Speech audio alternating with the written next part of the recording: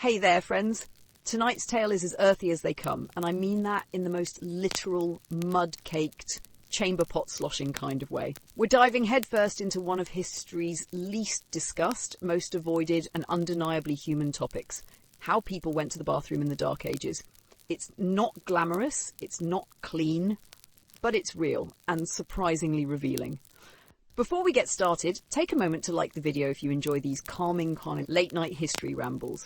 And if you're new here, subscribe for more stories that help you fall asleep while secretly learning weird things. Drop a comment to let me know where you're listening from, what country, what time it is, and even what the temperature is outside. Are you cozy under a blanket? Or sweating it out like a medieval baker next to a bread oven? Okay, now, dim the lights. Let the hum of a fan or the weight of the dark settle around you. Take a deep breath and come with me back to a time when castles didn't have plumbing, when toilet paper wasn't a thing, and when privacy was a luxury most folks could only dream about. It begins with a smell. Not a foul one necessarily.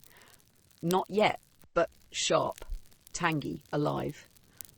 You're in a village somewhere in the 12th century. The roofs are thatched, the walls are wattle and daub, and the pigs are loose in the street. There is no sewage system, no flush, no tiles, sinks or sanitation workers. When nature calls, it calls into a bucket, a bush or a very public ditch. Children squat behind hedgerows. Grandmothers tip pots from second-story windows. And that stream just outside the village, half drinking water, half human waste. You learn to walk upstream if you value your health, or what health you can keep anyway. In some places, there are outhouses, wooden shacks with a hole in a plank and a pit below. But these are rare, mostly reserved for those with enough land to dig deep and enough wood to build privacy. Peasants, more often than not, use what's called a nightjar, a crude ceramic pot or wooden bowl that stays beneath the bed and fills up slowly through the night.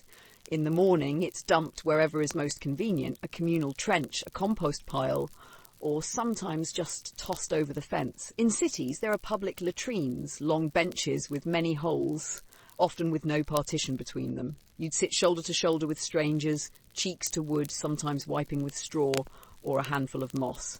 It was a place for gossip, sometimes even courtship. Awkward? Maybe. But when everything smells like waste, you stop noticing. And for those who lived in castles or manor houses, the solution was no more elegant, just better placed. A garderobe, a stone room jutting off the side of the building, opened directly over the moat or a pit. The waste dropped below, no pipes, no plumbing, just gravity. Servants were sometimes sent in with rags soaked in vinegar to wipe down the stone walls. We haven't even gotten to chamber pots lined with hay. Or the infamous gong farmer, who had the worst job in town, wading knee-deep in cesspits to shovel them clean. They worked at night, no one wanted to see them during the day. But without them, cities would drown in their own filth. And still, this wasn't considered strange. It was life. Normal. Expected. Your waste wasn't something to be hidden, it was something to be dealt with. Sometimes flung, sometimes used, in many rural households, even composted into the fields. It's gross, but it's true, and we're only getting started. Things were already messy, but you haven't yet heard about what came after the squatting, pouring and squelching. You see, once a person finished their business, the next big question was how to clean up. Toilet paper didn't exist, not in the soft, snowy, perfumed kind we know today. So people got creative, or more accurately, desperate. If you were lucky and living near a forest, you might grab a handful of moss. Soft, absorbent, gently antimicrobial, though they didn't know that then. But moss could be wet or freezing or harbouring tiny bugs. It was still better than the alternative because many simply used their hand, not both, just one. Usually the left, which is why in many parts of the medieval world and beyond, the left hand became the unclean hand. You didn't shake with it, you didn't eat with it, you didn't gesture with it. And everyone knew why. Others used straw, dried corn husks. A cloth rag passed through the family and washed in a bucket when soiled, if it was washed at all. In wealthier homes, bits of old linen or wool were saved for the purpose. Some even had servants to assist, though we'll skip that part for now to spare your dreams. Let's talk garderobes again, those castle latrines that opened out over moats or pits. In winter they were freezing. In summer, they stank to high heaven. But they had one peculiar upside. The ammonia from the waste was so strong that nobles started storing their clothing inside the garderobe, especially fur cloaks or wool tunics. Why? Because it killed lice. Yes, you heard that right. The nobles of Europe hung their garments in their bathrooms to disinfect them. The pungent air, heavy with methane and rot, was somehow more tolerable than fleas biting your thighs during court dinners. That was medieval logic. Gross, but practical. And then there were the gong farmers. They were the unsung heroes of city sanitation. Every few nights, usually after midnight under cover of darkness, these men would descend into cesspits with long-handled shovels, scooping the congealed human waste into barrels. They were paid well, very well, but few lasted long in the job. The stench stuck to them. The nickname gongfermor came from the word gang for passage and fermor, farmer. They farmed the waste passages, and people crossed the street when they saw them coming, but cities like London, York and Paris couldn't function without them, and still the problem never went away. Rivers became open sewers, moats choked with excrement. Waste seeped into wells, giving rise to dysentery, cholera and other slow, cruel killers. But they endured, they laughed, they loved, they lived and used chamber pots, just like us, in their own messy, resourceful way. And the wall, the trench, the castle keep, none of it protected them from the one thing they could never escape, the daily need to go. You've likely heard the term, but the medieval chamber pot wasn't just a convenience, it was a companion, a silent, ever-present fixture in the life of nearly every medieval household. It was made of clay, pewter, or if you were wealthy, copper, or even silver. It lived under beds, in corners of cottages, in castle corridors, and tucked beside tavern benches. People used them day and night, in sickness and in health, during storms and feasts and sleepless nights when the fire had burned down and no one wanted to brave the cold to visit the communal ditch. In peasant homes, there was rarely a designated bathroom space. The pot was public in the sense that the whole family knew when you used it, often sleeping just a few feet away. Modesty bent to necessity. The chamber pot was used while children slept, while stew simmered, while someone sang lullabies just a few feet away. And when it filled, well, someone, usually the youngest child or the unlucky adult nearest to it, would empty it into the trench, into the pig pen, into the street. In medieval towns, emptying the chamber pot often meant tossing its contents directly into the alleyway. And so streets in London, Paris, Bruges and countless others reeked of waste. There were laws, oh yes, against casting filth, as they called it. But these were rarely enforced unless the filth hit a nobleman. In many places, a cry was customary before tossing. "Gardez l'eau," they'd shout in French, meaning "watch out for the water." A warning for anyone below to duck and pray. Even in castles, chamber pots were necessary. Latrines were few and far between, and long walks through cold stone corridors weren't appealing at night. Servants would often collect the nobles' pots and empty them into pits or streams nearby. Some chamber pots even had lids. Some had handles. Others had inscriptions, often humorous, little verses or carved faces, as if to distract from what they held inside. And make no mistake, these pots were everywhere. In monasteries, monks lined them up in neat rows. In hospitals, they were cleaned daily, ideally. In inns, they were tucked beneath benches. In noble homes, they might be disguised as stools with hollow centres. They weren't just for urine either. In times of illness, childbirth or old age, chamber pots became essential for survival. They were, in their own strange way, a form of dignity. To have a chamber pot was to avoid crawling outside in the mud or shivering over a trench in the rain. But they were rarely cleaned well. The smells lingered, the pots cracked, and in times of plague or dysentery, they became as much a vessel of death as of relief. Still, they were cherished. Because in the absence of plumbing, privacy and sanitation, the chamber pot was the closest thing to comfort. The chamber pot was private, at least as private as anything could be in a one-room house filled with snoring relatives, a chicken or two, and a fire that never quite banished the cold. But public latrines, those were something else entirely. They were open secrets in the cities. essential, awful, inevitable.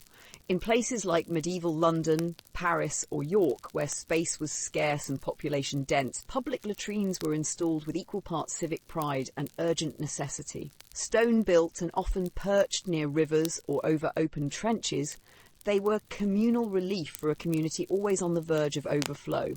Sometimes they stood along bridges, like London's Long House over the Thames, a row of holes on wooden seats built directly into the bridge, emptying straight into the water below.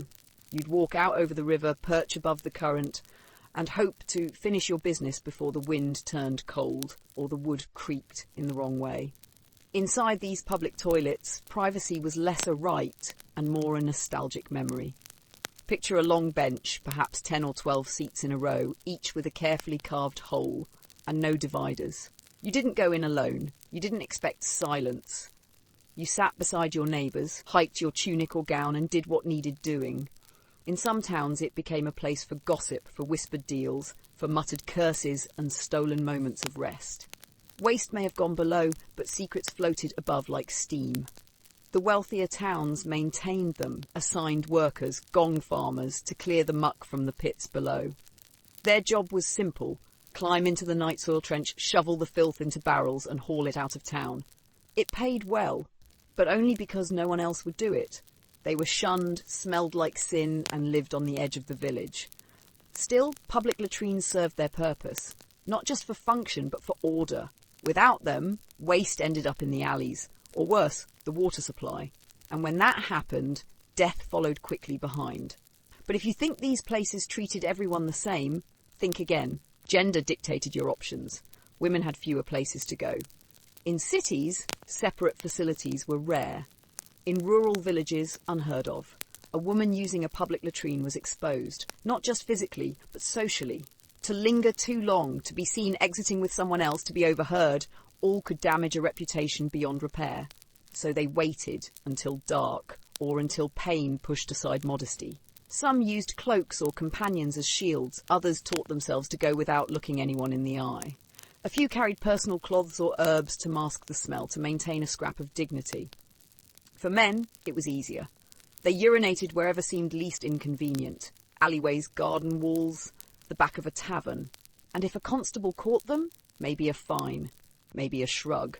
Either way, the privilege remained. And in monasteries and nunneries, the story took another twist. Public latrines were structured around silence and discipline. In large religious houses, rows of stone seats emptied into specially constructed pits, sometimes flushed by diverted streams. Monks and nuns sat in order. No talking, no looking around. Some even chanted prayers, not for their bowels, but for humility. Because in that world, going to the bathroom wasn't just natural, it was moral.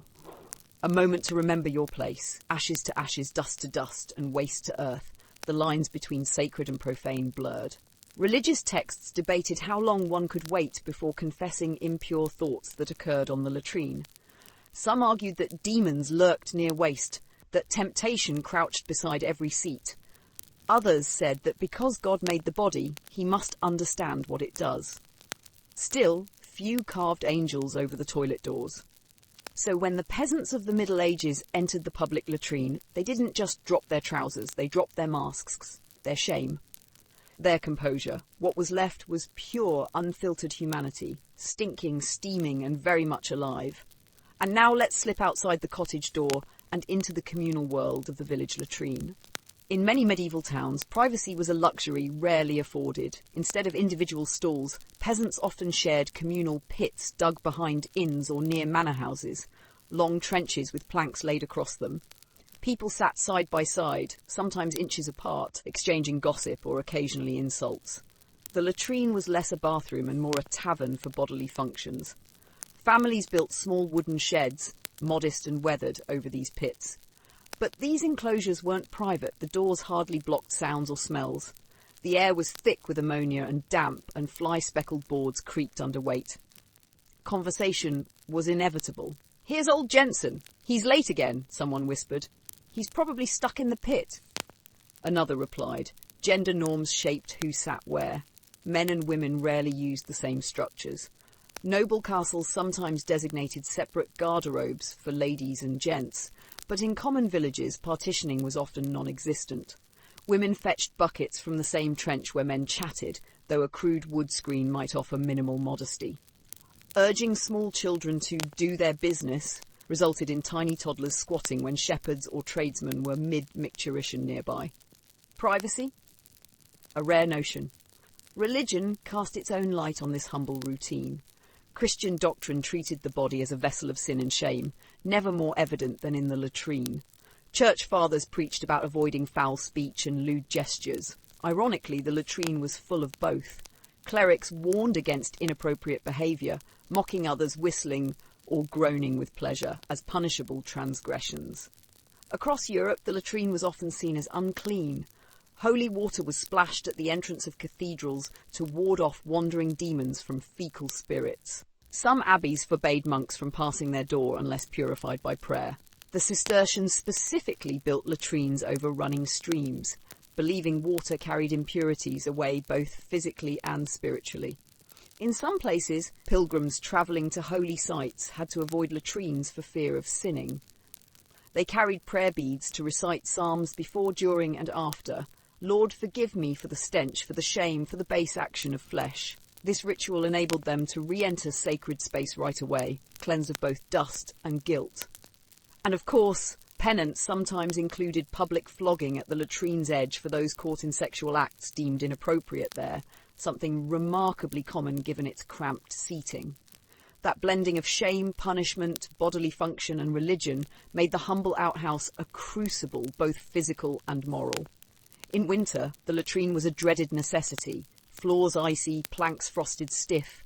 Villagers wore multiple tunics just to brave the cold.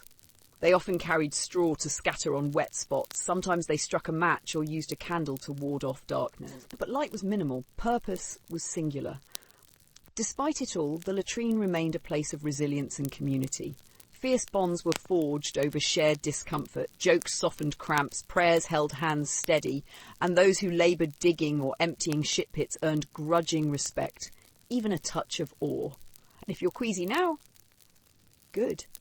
You should be. The medieval loo was raw, smelly and unfiltered, like life itself. And yet, within that pit lay the resilience of communities who endured shame, cold and dirt together. The pits were never deep enough. Not for the smell, not for the shame, not for the sheer weight of what passed through a village every day. And so when the latrines filled, when the pits frothed and festered and threatened to heave their secrets back into the world, it was time for the buckets. Night soil, they called it, an ironic phrase, almost poetic. The waste of a village collected under moonlight, sloshing in wooden pails and clay crocks, borne on the backs of those few brave or desperate enough to take the job.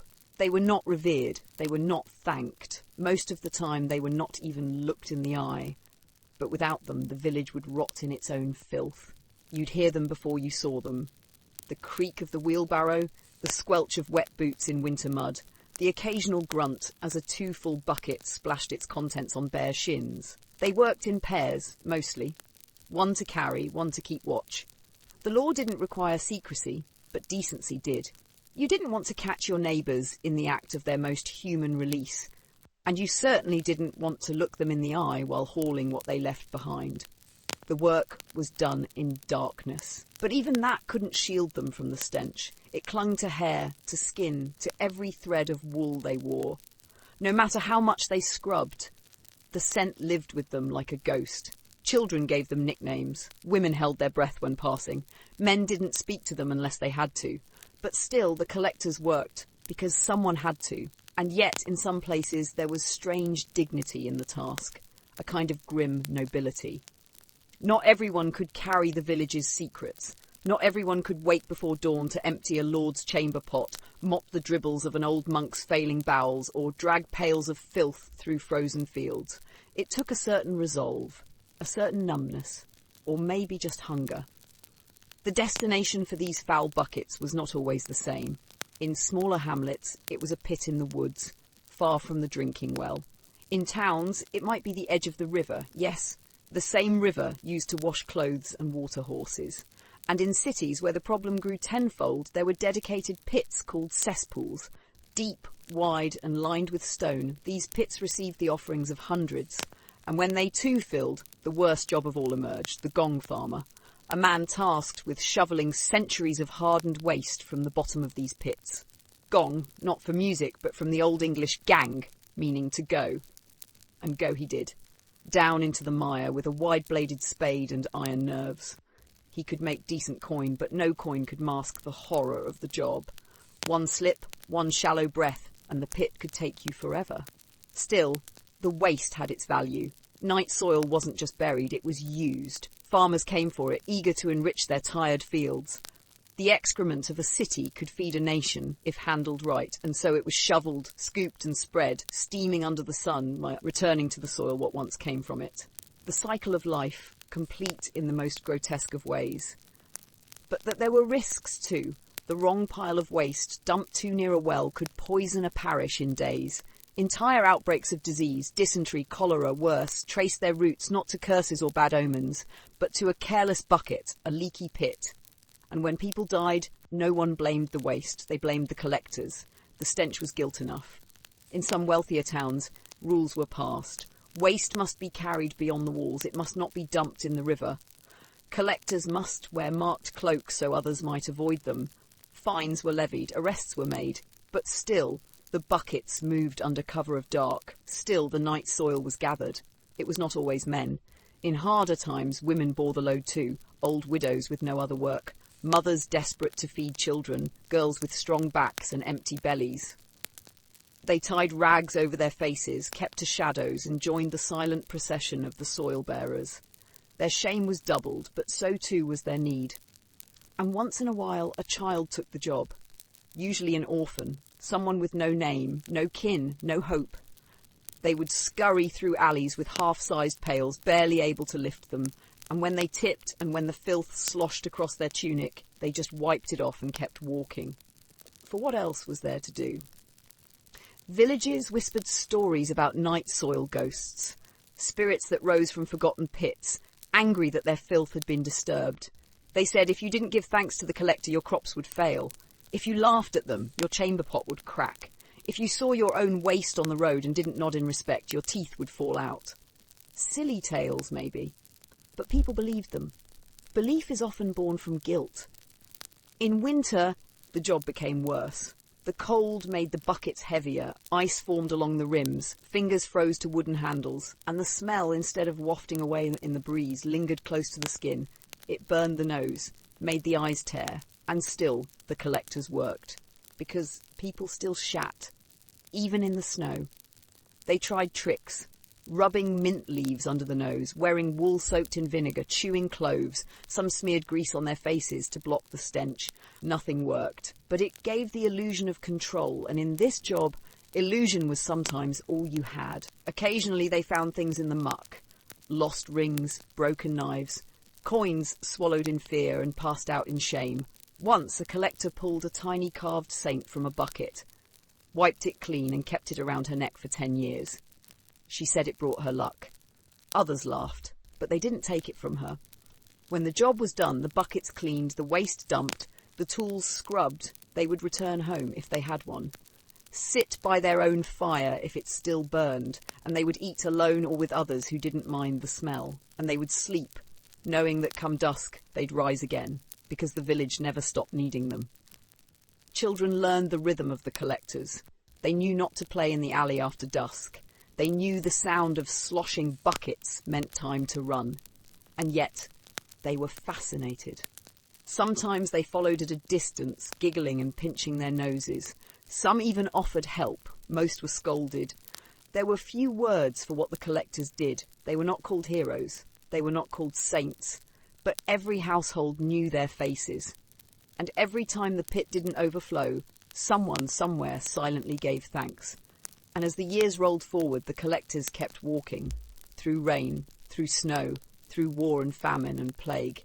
Because waste doesn't wait for peace. Filth doesn't care for kings. Even during sieges, when food ran out and dogs barked at empty pots, the waste kept coming. They were the quiet gears in the wheel of life, hidden, hated, needed, forgotten. But they endured, and the buckets kept sloshing. The wall between the village and its waste was thin, thinner than most like to believe. It wasn't just a physical division, but a psychological one. The collectors stood on the other side, reminding everyone that civilization teetered on the edge of chaos, and it was carried away nightly in sloshing buckets. And when dawn came and the village stirred, when bread was broken and prayers were whispered, no one mentioned them. But deep down behind every locked door and every fresh bowl of stew, the people knew the collectors had passed. The buckets were emptied. The filth was gone. For now. As towns grew, the buckets became carts. The carts became barrels. Wheels cut deeper ruts into cobblestone streets, and the smell followed every turn. On windy days, the stench would ride into markets and churches, clinging to hems and beards alike. And still, no one spoke of where it came from. Some whispered that the collectors couldn't get sick, that they had lived so close to death for so long that it no longer recognised them. It wasn't true, of course. They died like anyone. But the myth endured, and with it came a strange respect, albeit unspoken. Once in a while, a writer or monk, someone with ink and arrogance, would pen a line or two about the night soil trade, usually mocking, occasionally pitying. But they rarely knew the truth, rarely saw the frostbitten fingers, the calloused palms, the backs bent like question marks. There were no poems for them, but they kept moving all the same. In the cities, the night soil trade grew into an unofficial economy. Certain families came to dominate the routes, knew which gates would open silently, which alleyways pooled filth, which houses tipped well, and which ones hurled insults from windows. Territory mattered. A single bucket of waste could ignite a turf dispute. In the plague years, the collectors were some of the few who dared to move through the silent streets. Their job didn't change, only grew more dangerous. But fear of filth was trumped by fear of disease, and so they moved faster, dumped further, and began to wear waxed rags over their faces like crude masks. And sometimes things exploded. Gas built up in tightly sealed cesspits, a careless shovel, a tossed lantern, and the whole street could be painted in the worst way imaginable. Children remembered the stink more than the noise. Priests called it divine punishment.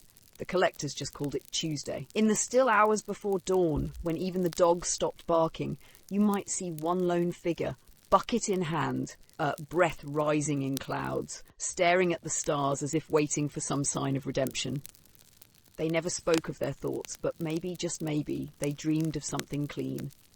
There were tales of collectors vanishing, slipping on frozen waste slick steps or passing out from fumes and never waking up. When one didn't return, no one searched. Their routes would be scavenged, their tools divided, their name forgotten. The village didn't hold funerals for people it had never wanted to see. There are other convenient ways that medieval peasants rid themselves of waste. Dung heaps and midden piles. These were the silent stages upon which medieval life continued to unfold. The night soil trade may have emptied buckets from homes, but the refuse from stables, kitchens and fields accumulated in great sprawling mounds, sometimes as tall as a man.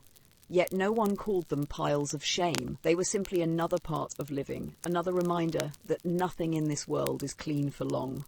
By the time dawn came, the village was stirring, women emerging with pails balanced on their hips, men heading out to till fields, children chasing after chickens in the yard. At the edge of town, the midden lay in sombre testament to yesterday's labour. Straw, bones, broken pottery, and the bowl of yesterday's broth, a discarded meal waiting for the earth to reclaim it, pungent and full of life at once.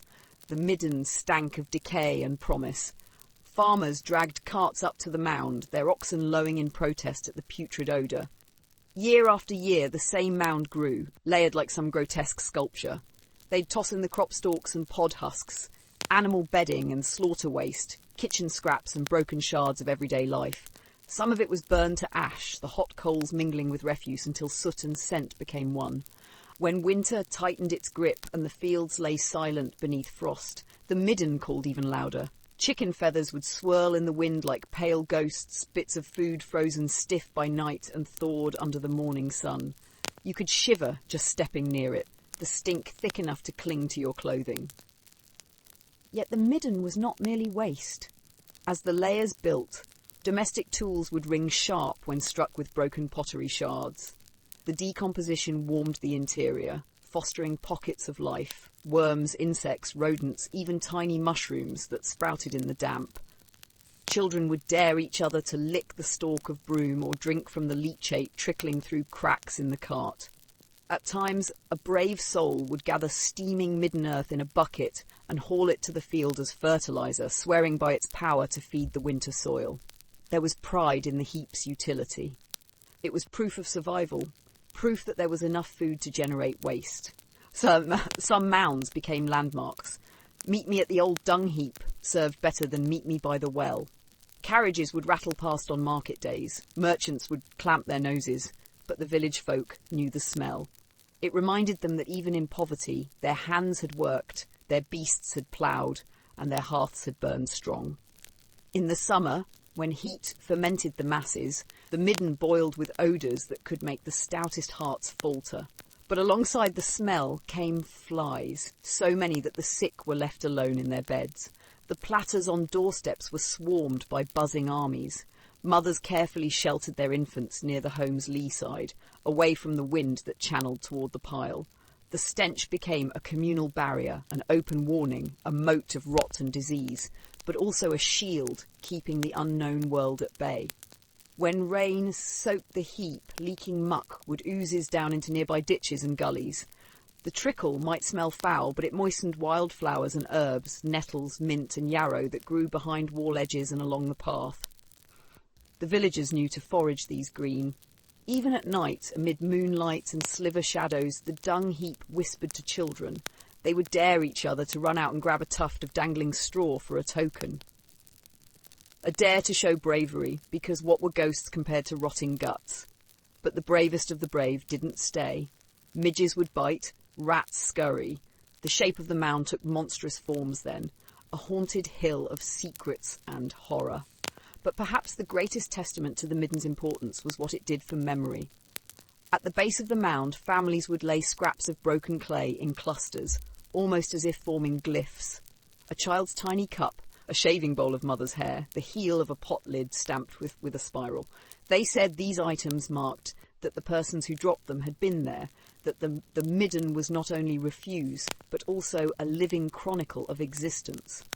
On the night before harvest, or after the birth of a child, men and women would toss in a final remnant, whispering thanks that theirs had been a season of survival. As walls rose and fields expanded, the midden shifted outward, embracing new edges. And yet, even when stone fences defined property line, the heaps continued. They were the great equaliser. No man's or woman's pile. No son or daughter claimed ownership. They stood at the border of many lands. For seasonal workers crossing from field to village, the midden marked the boundary between work and home. From afar, you could see wisping steam rising from the mound in winter, steam that portended both foulness and warmth. When travellers arrived from other towns, the smell told them where they were, a living village, breathing with collective action, tied together in labour and growth. It was never spoken of in sermons, though preachers scolded about humble living. There are few moral lessons in a dung heap. Yet, at times, the village priest would sidestep among mounds, barefoot, and drop a handful of blessed salt as a gesture of purification, an acknowledgement that sanctity could still touch the lowliest of places. The dirt would catch the grains of salt, and the flies would buzz more furiously until dawn. Someone said it was living prayer, dust offering to earth and heaven. When plague struck, middens became targets of suspicion. Rumour said that disease was born in the filth, rising from the rotting layers. Some proposed abandonments. Others burned away their past, carting midden soil beyond the village and covering it in lime and ash. But most piles remained, despite their odour, refusing to yield the very substance that kept fields alive. Old women would sing lullabies to tubs brimming with muck as they harvested compost, songs about dark earth giving birth, about death becoming life again. They held spoons to taste mustard greens that grew atop the refuse, pointing out that every spring, even the dung heap, birthed warmth and sustenance. Stories were told about monks who used shallow midden turfs to line the walls of their cold stone cellars, knowing that the trapped warmth would protect bottles of wine from freezing. The monks never ventured near the mound, but they harnessed its promise. It was a quiet echo of knowledge that thrived among the uneducated worlds of farm families. Year after year, the mound grew, and the mound decayed, and the mound blossomed, always in cycles. Generation after generation, tiny hands would pick at the piles in games, singing rhythmically, midden might, feed the world by morning light. Old fools would wink at that while scraping dung from their boots. Perhaps no one quite believed it, but it was still sung. In fresher winters, after clear snows settled, the top of the mound was crisp and white. Children would slide down the slope on boards or scraps of bark, shrieking with laughter that drowned out the stink, and for a moment the midden was pleasure.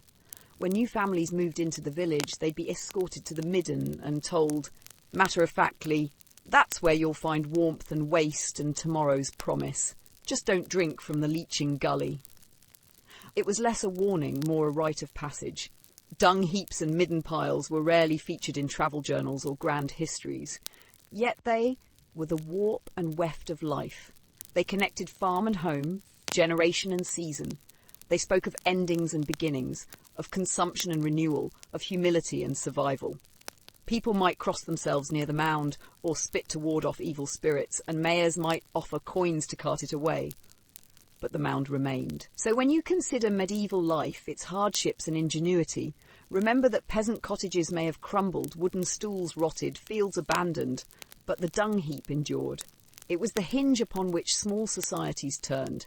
It was their past and their future both. No plaque honours it. No print stands there. But if you close your eyes and imagine the smell, the steam, the shape of that silent mountain of living rot, you hear the heartbeat of people who built from nothing, even from their own waste, enduring by turning decay into sustenance. And in that, perhaps, lies the truest lesson, that from what's discarded, something needed can rise. A lesson no church could teach better than a pile of dung, and the pile never slept. Even in the dead of winter, when frost rimed the tops of barrels and stiffened the linen rags around ankles, the midden steamed quietly under its own breath. Rats made trails through it. Dogs rooted for bones within it. Children, too young to know better or too poor to care, picked through its outer layers for bits of broken crockery, hunks of stale bread, or something, anything salvageable. It was a living archive of waste and want, a record of meals half finished and seasons survived. You could, if you looked closely enough, trace the story of a household by its midden. Fish bones in spring, fruit pits in summer. Bread crusts in autumn, always manure, always the sour perfume of privy waste poured over it like gravy on a funeral roast. There was a kind of reverence to it, if one could stomach the thought. The heap was not just a byproduct of life, it was life, decomposing into future life. What fed the pigs might, in time, feed the crops, which in turn would feed the pigs again, and the children, and the pigs once more. So it went round and round, a stinking, swirling cycle of sustenance and decay. People didn't speak of the midden often, not in poetry, not in song, but they circled it in conversation, mentioned it in gestures or glances, behind the third house where the steam rises, just past the pile before the wall ends. It was a landmark and a warning, a place you passed quickly unless you had reason to linger, and linger some did. Herbalists, for one, with keen noses and sharper eyes, they swore by the rot. Said the gases from the heap could cure ailments if you caught them in cloth at dawn. Said the mushrooms that sprouted on its flanks held secrets the forest never did. Wise women, often half shunned themselves, found power in what others called waste. They called it turning what had passed into what might come. Others came at night, quietly, not out of mysticism, but necessity. A mother padding through snow with a pail, hoping the darkness might hide her need. A boy, ashamed, who had no chamber pot and feared the judgment of a shared household. A man too drunk to make it to the latrine, mumbling as he fumbled with his belt in the shadows. There was shame, yes, but there was also a raw kind of honesty. No one pretended the heap wasn't needed. It was disgusting, yes, but it was also ordinary. The pile was like a shadow, always following, shaped by light and life. It crept into dreams, into marriages, into law. In some villages, it was illegal to let your heap overflow into another's land. It caused disputes and boundary wars. A few feet of spillage and you had more than a mess. You had a feud. People would measure it in the early morning, argue over lines drawn in mud. Old men would lean on staffs and point. "That's your slop," they'd growl. "Mine never smelled of turnips." And yet, despite its rancid core, the midden was a quiet equaliser. Lord and peasant, baker and blacksmith, none could live without leaving something behind. Whether hidden in a pit latrine beneath the manor or scraped from the floor of a hovel, the end was the same: waste. And waste, piled long enough, became a midden. Even the grandest castles had dung heaps, tucked behind the kitchens, hidden by hedgerows, guarded not by knights, but by silence. During plagues, the heaps grew dangerous. Flies gathered in droves, smells thickened. People feared that the stench itself could breed death. Bonfires were lit near middens. Herbs were hung in windows, but the piles remained, too stubborn to move, too necessary to abandon. And oh, how the seasons changed them. In spring they squelched, in summer they buzzed with life, humming with gnats and thick with the wet reek of heat-soaked dung. In autumn they baked under sun and stank of apple skins and souring wine. But winter was worst. The cold didn't cleanse, it preserved. Frozen turds like fossils. Grey crusts over urine puddles. Icicles dangling from privy roofs. The waste didn't vanish, it hardened, waiting for thaw. You could learn a lot from a midden pile if you had the stomach for it. What herbs a woman used for pain, what a family ate during famine, what diseases they suffered, whether they had wine or just sour ale. A midden told the truth. Always. More than sermons, more than song. And sometimes, in the way it refused to disappear, it gave hope. Hope that things moved on. That what once was unbearable might one day be just dirt again, that something foul might in time become the ground beneath a garden, and maybe, just maybe, that the stink of now wasn't the end, not in a village, not in a lifetime, not in history. And in that perhaps lies the truest lesson, that from what's discarded, something needed can rise. A lesson no church could teach better than a pile of dung. The seasons turned, as they always did, and with them the refuse of daily life shifted its scent and shape. In spring, midden piles bloomed with strange colours, green fuzz curling over rotting onion skins, orange rusted shards of broken pottery, eggshells mottled like forgotten moons. Chickens picked through it, their feet scratching at the shifting layers, clucking at the worms that squirmed up from beneath. It was a living monument, that midden, a layered diary of meals, mending, births and slow decay. By midsummer, the heat thickened everything. The piles steamed. The air around them shimmered with flies. But life didn't pause because of the stink. Children ran barefoot past the heaps, laughing as they chased one another with willow branches. Women leaned out of windows and emptied their pots onto the swelling mounds, barely blinking at the splash. Even the dogs knew better than to sniff too deeply. The midden was not an object of shame, it was simply there. Necessary.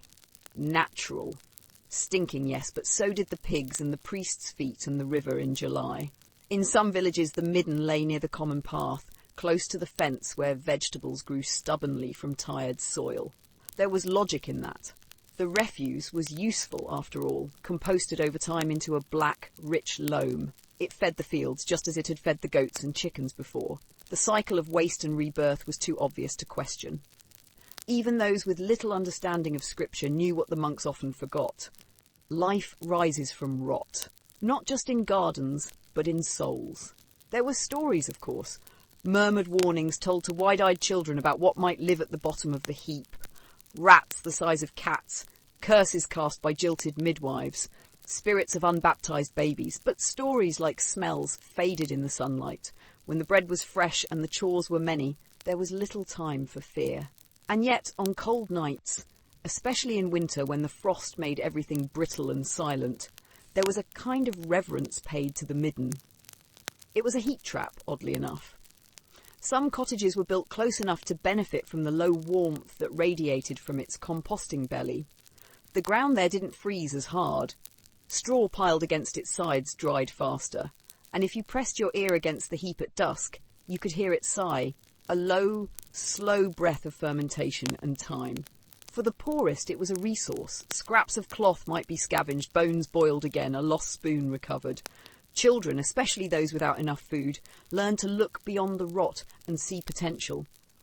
There was dignity in making do. The midden was a lesson in survival, and not just the physical kind. It taught patience, ingenuity, the acceptance that things do not stay clean, that life must be lived amid mess and mud and maggots, that no one is too good to dig through what others discard. And yes, there were dangers. Disease, yes. The occasional deep scratch turned angry. A nail through the foot, a fever that burned too hot. But people weighed risk against need, and need nearly always won. In towns with stone walls and finer homes, middens sometimes grew more discreet, dug into yards or tucked behind hedges, fenced off from sight with woven reeds. But they were there. Even the wealthy had to toss their peelings somewhere, and though they paid others to carry their refuse away, night soil men, or worse, the desperate poor, it all ended up in the same place. The pile, the pit, the heap, the slow, unsorted truth of everyone's daily life. Sometimes, when arguments broke out at the tavern and tempers flared, someone would invoke the midden as an insult. "You belong with the rinds and bones." "Aye, and your wits smell worse than the dung heap in August." But even then there was a strange respect in the insult. To compare someone to the midden was to acknowledge its ever-present power. No one lived without it. No one dared to. Folk songs even honoured it, though often with a wink. Ballads sung by firelight told of a girl who fell in love after tripping into the midden and landing atop her future husband. Another, more crude, song praised a pig who learned to speak after eating from a particularly magical pile. There was humour there, earthy and rude, but honest, the way all good jokes are born. And always the pile grew. Slowly then faster, especially after feast days or harvest festivals. Pigs slaughtered meant more bones, weddings meant more platters scraped, holidays meant more wine, and more wine meant, well, more mess. And when the rains came heavy and long, the heaps would swell and shift, sometimes sliding downhill toward the roads. People cursed then. Children were sent to push the muck back with shovels and boards, but once the sun returned and things dried again, the cycle resumed. There was no finality to the midden. It never ended. It was never cleaned completely away. It simply existed. Like the wind, like time. And maybe that's why, even now, the idea of such a place still lingers in the imagination, not just as a place of filth, but of function, of use, of odd, dark beauty. For in the very heart of decay, medieval people found the pulse of persistence, of making do, of not turning up one's nose when life gets messy. They knew what we sometimes forget, that survival doesn't look like cleanliness. It looks like hands in the dirt, shoes caked with muck, a child's laugh echoing near a steaming pile of what was. It looks like turning waste into warmth and rot into ritual, and above all else it looks like life. Not sanitised or scented, but stubborn, practical and honest. Just like the midden, and above all else it looks like life. Not sanitised or scented, but stubborn, practical and honest. Just like the midden. But if the midden was the body's shrugged order, a heap of chaos in a corner, then the moat was something else entirely. The moat was deliberate, dug by calloused hands, measured by footsteps, carved like a wound around stone keeps and manors. Once it held water as clean as could be expected, a slow ribbon looping its arms around the heart of a village or castle like a sentinel. It was defence. It was design. It was dignity, until it wasn't. The moat over time became something fouler, quieter and vastly more intimate. It didn't happen all at once. At first, it was a convenience. A trickle of grey water poured over a kitchen ledge, then a chamber pot dumped from the parapet, its contents dancing through the air before vanishing with a splash. What difference did it make? The water ran, after all. The moat took things away. That was its promise. But water lies. Or maybe it listens too well. Whatever it is, it stayed, and soon the moat, once a line of protection, became a line of surrender. A sewer without a name. Its surface thickened in the summers, skinning over with oils and the odd glint of something sharp.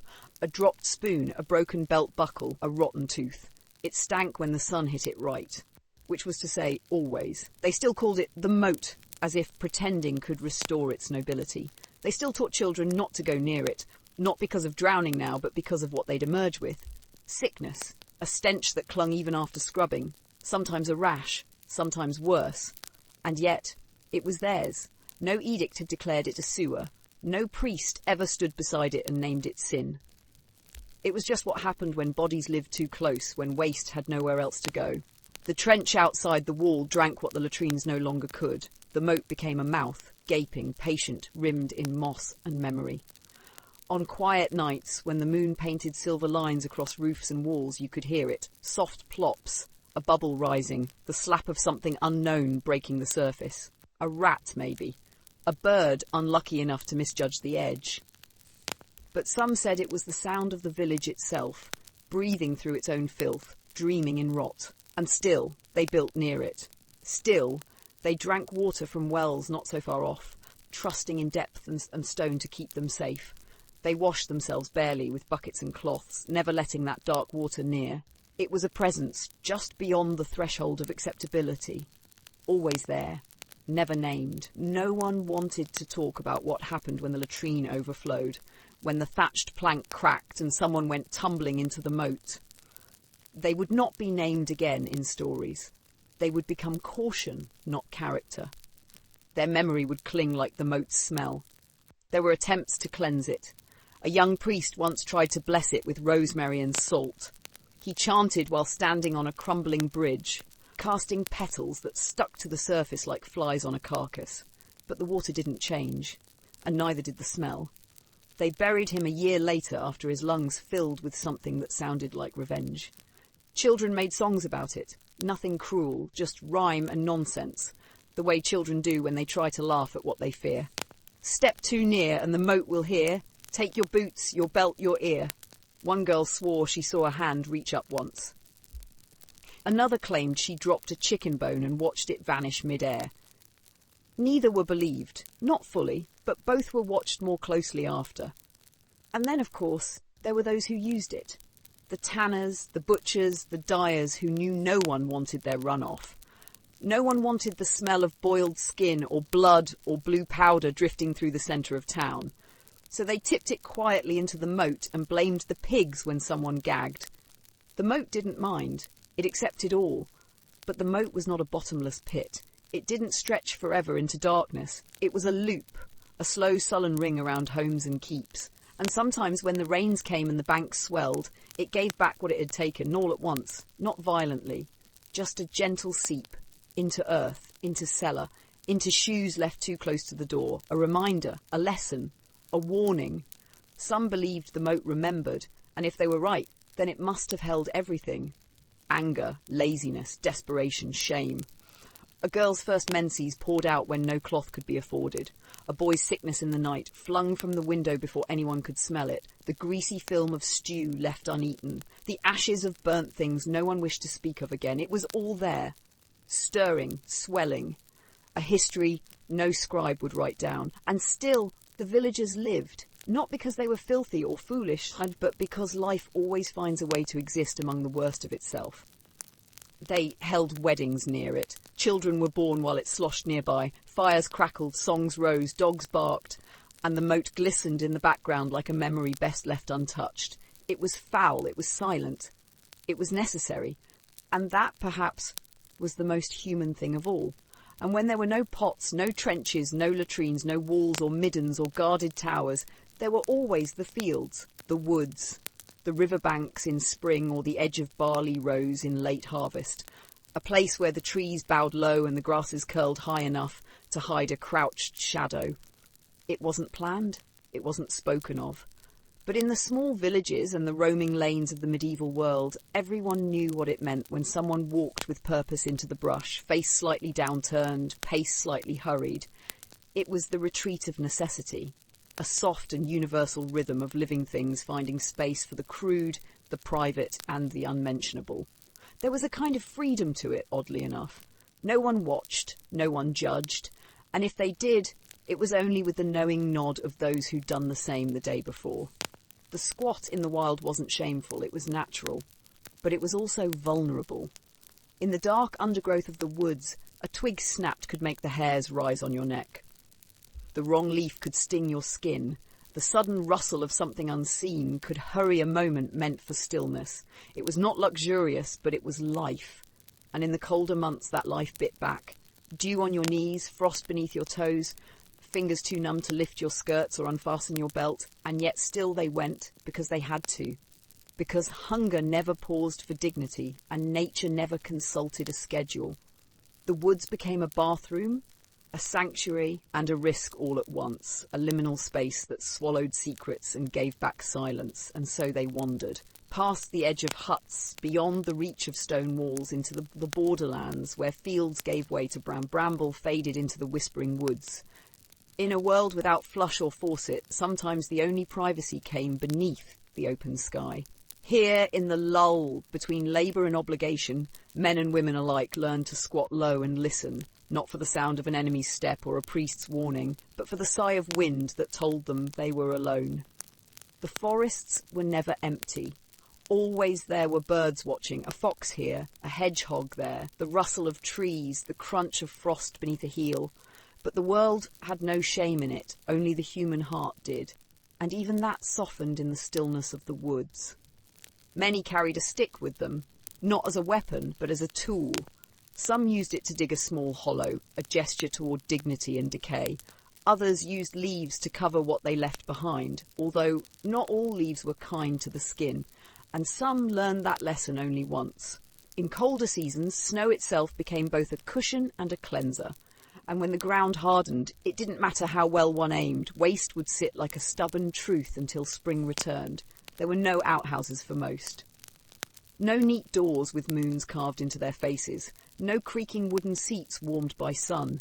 Just trees, just grass, just the distant silhouettes of geese flying overhead, unbothered by the earthy rituals below. Women often travelled in pairs, not out of modesty alone, but for safety. Forest paths held more than rabbits. A man wandering alone with a knife and nothing to lose could hide behind the same tree one might squat beside. Danger and dignity existed in delicate balance. Children learned early, not through lectures or scrolls, but through mimicry. They watched older siblings or followed mothers out at dawn, learning where to step, how to squat, how to return without mess. There was no shame, at least not at first. It was simply the way things were done. But stories always found a way to layer over habits. Some told of spirits who haunted the woods, especially those whose graves had been defiled by careless waste. Others whispered of saints who appeared in the woods to test one's modesty. A girl who looked up too quickly, a boy who did not cover his droppings. Punishments followed, or so the tales said. Rashes that wouldn't heal, dreams that curdled into nightmares, goats that refused to give milk. Truth, of course, was harder to find, but belief shaped behaviour. Even here in the fields, under a sky too wide for judgment, fear traced its finger in the soil. Fields used for crops were rarely the site of such acts, not out of hygiene, but respect. To squat in wheat was to defile future bread. But fallow fields empty for the season became common ground. So did the edges of roads, especially the old Roman ones where soldiers had marched and urinated before them. What was one more stain on ancient stone? Monks in their quiet cloisters still found reason to wander to the trees. And while some monasteries had simple latrines, many of the brethren embraced nature's privacy. They sang psalms as they walked, low and slow, offering penance not for the act itself, but for the discomfort of flesh. The forest for them became both refuge and reminder. For peasants, the fields were never just fields. They were beds in spring, banquet halls in summer, graveyards in winter. And in moments of need, they were toilets. Not out of laziness, but because the world had no corners to hide in. Only the illusion of them. There were no curtains, no scented candles, no small pebbles of lavender soap. Just hands and dirt and whatever nature allowed to grow nearby. Moss, soft and cool, straw, scratchy and brittle. A smooth river stone if one was lucky. Each carried risks, splinters, infections, worse. But one learned quickly which plants left welts, which ones healed them. At night, things were different. No one wished to walk far, so holes were dug outside doors. Buckets were used and emptied with the morning's first light. But if the need struck while tending flocks or travelling between villages, the nearest hedge would do. There was no ceremony, only the weight of your own breath in the dark. Some sang while they squatted. Not loud, not proud, but quiet hums to pass the time or scare away ghosts. Others whispered to the trees, thanking them, asking them. There was a kind of reverence in the act, a recognition that even the most basic function could be folded into something sacred, or at least bearable. In time, those places became known, not officially, but through subtle signs, stones arranged just so, a patch of earth that never seemed to grow the same. Even dogs learned to avoid them or to sniff with purpose. And the scent, always the scent, not as pungent as the midden pile, nor as suffocating as the village ditch, but sharp enough to catch the nose on a windy day. Earth and sweat, feces and bark, life reduced to its simplest expression, a body alone, answering nature's oldest question. It was not romantic, it was not grand, but it was real, and it made people remember they were made of the same things as the soil beneath them. Fragile, moist, fleeting. No one spoke of it in church, no one painted it into frescoes, but everyone knew. Everyone had squatted. And when winter was cruel and fire was scarce, the memory of soft moss underfoot was a strange kind of comfort. To relieve oneself in a forest was to become invisible. To slip for a moment into the fold of the world without being seen. No titles, no expectations, just a body, a shadow, and a sigh. And when they stood again, pulling their tunics back down, wiping their hands on the rough wool or not at all, they returned to the world lighter, quieter, a little more human. Because in the end, before there were toilets, before there were words for shame or sanitation, there was only this. A need, a place, and the courage to answer it. They came when all other spaces were taken. When the village commons were claimed by grazing herds, the hedgerows too thin for shelter, the forests forbidden or too distant for the sick and the aged. The churchyard wall, low and moss-covered, became an edge not just between the sacred and the profane, but between modesty and exposure. For in the medieval world, where reverence walked hand in hand with raw necessity, even the boundary of holy ground bore witness to things the priests would never speak of. The church was the heart of the village, stone bones crowned with thatch or slate, humming with hymns on feast days, echoing with silence on ordinary ones. And wrapped around it, like an old cloak, was the yard. Crooked tombstones leaning into nettles, tiny flowers blooming through dirt that held centuries of sleep. But it was also where people went when there was nowhere else. Not within the yard itself, rarely that, but along its edges, just behind the wall, just beyond the reach of sanctity. Some said the wall had been there long before the church, that the villagers had marked their dead long before priests arrived to bless the stones. And in some strange way, that ancientness gave the wall permission. A place outside of time, where rules frayed like old linen. Here, mothers crouched with babies balanced on hips. Elders leaned on sticks as they relieved themselves. And workers, returning late from distant fields, let go of the day in more ways than one. The church bells tolled above it all, not in judgment but rhythm. A chime for midday, another for vespers. Time rang clear as water, even as wastes spilled beneath. And so the wall stood, not ashamed, not proud, just present. It was not that people wanted to go there. No one woke up and chose the churchyard wall over the softer earth of a forest clearing or the worn seat of a wooden privy. But want was never part of survival, and choice belonged to those with leisure. For the tired, the hurried, the poor, this wall became a quiet compromise. It was close, it was still, and it was, more often than not, empty in the moments when other places weren't. By day, the wall was watched. Not by priests, but by eyes hidden behind shutters and veils, by parish daughters weeding graves, by acolytes sweeping the nave. It was a wall that knew glances, that bore the sting of whispered gossip and the quiet resignation of the overlooked. But by dusk, those same watchers had gone, swallowed by chores and shadows. And so the wall became what it had always been, a place to let go. Behind it, dignity took on strange shapes. A man might bow his head not in prayer, but in exhaustion, squatting against the stone as though it were an altar to the day's end. A child might giggle, too young to know shame, as she relieved herself beside her brother, their mother's voice urging them to hurry. Sometimes people left behind rags, leaves, a single wool sock, not litter, but fragments of lives too full or too empty to hold on to every scrap. And yes, sometimes the priest knew. Sometimes his nostrils flared when he passed the outer path and caught the scent of the unsanctioned. But even he, beneath his robes and rules, understood what the wall had become. How it served, quietly and without applause, the very people he was meant to shepherd. After all, there were no public latrines in many villages, no paid gong farmers, no trench to call one's own. For the ordinary and the poor, there was only what the world gave. And so they took it, clutching shawls against the wind, crouching in the dusk behind the place where the sacred was buried, and leaving behind what their bodies could no longer hold. The wall absorbed all of it, the waste, the stories, the silences.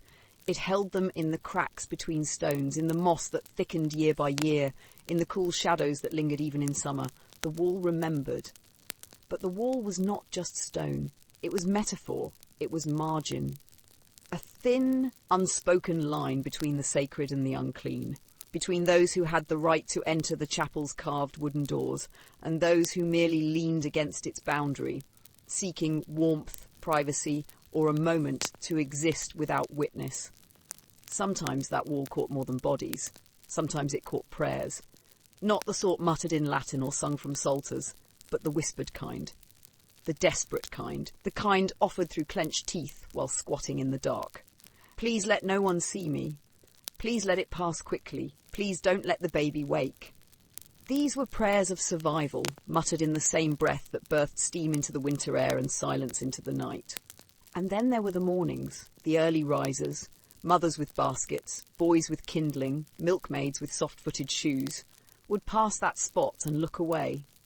Not out of cruelty, but custom. Not every truth needed to be seen in the sun. Not every shadow was a shame. That was the way of things. It was understood, if not spoken aloud. Even the dogs, those morning scavengers, nosed at the base of the wall without barking. The boundary had its own quiet etiquette. There were stories, of course, of a woman who gave birth behind that wall, gripping a stone with both hands while a storm wrapped the village in thunder, of a man too drunk to squat who simply leaned and wept and let his body do what it must, of lovers who met there, clandestine and cold, to kiss in secret and then, each alone, crouch behind opposite ends of the same crumbling wall. Life, layered in loss and longing, inched along that stretch of stone like ivy. In time, the wall was patched, repaired by masons who did not ask why the mortar smelled faintly of rot or why the earth beneath was soft even in drought. The church paid for the work, but not for the history. That remained unspoken, embedded in the wall's gentle lean and its crooked shadow that fell just so across the grass.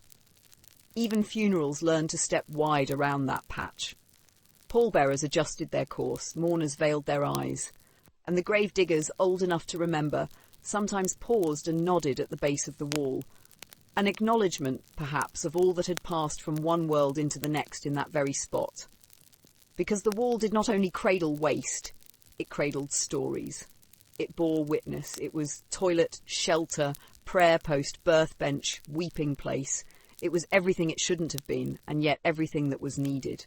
The wall bore the weather like a memory, each winter frost deepening its cracks, each spring rain softening the moss that curled like a crown across its top.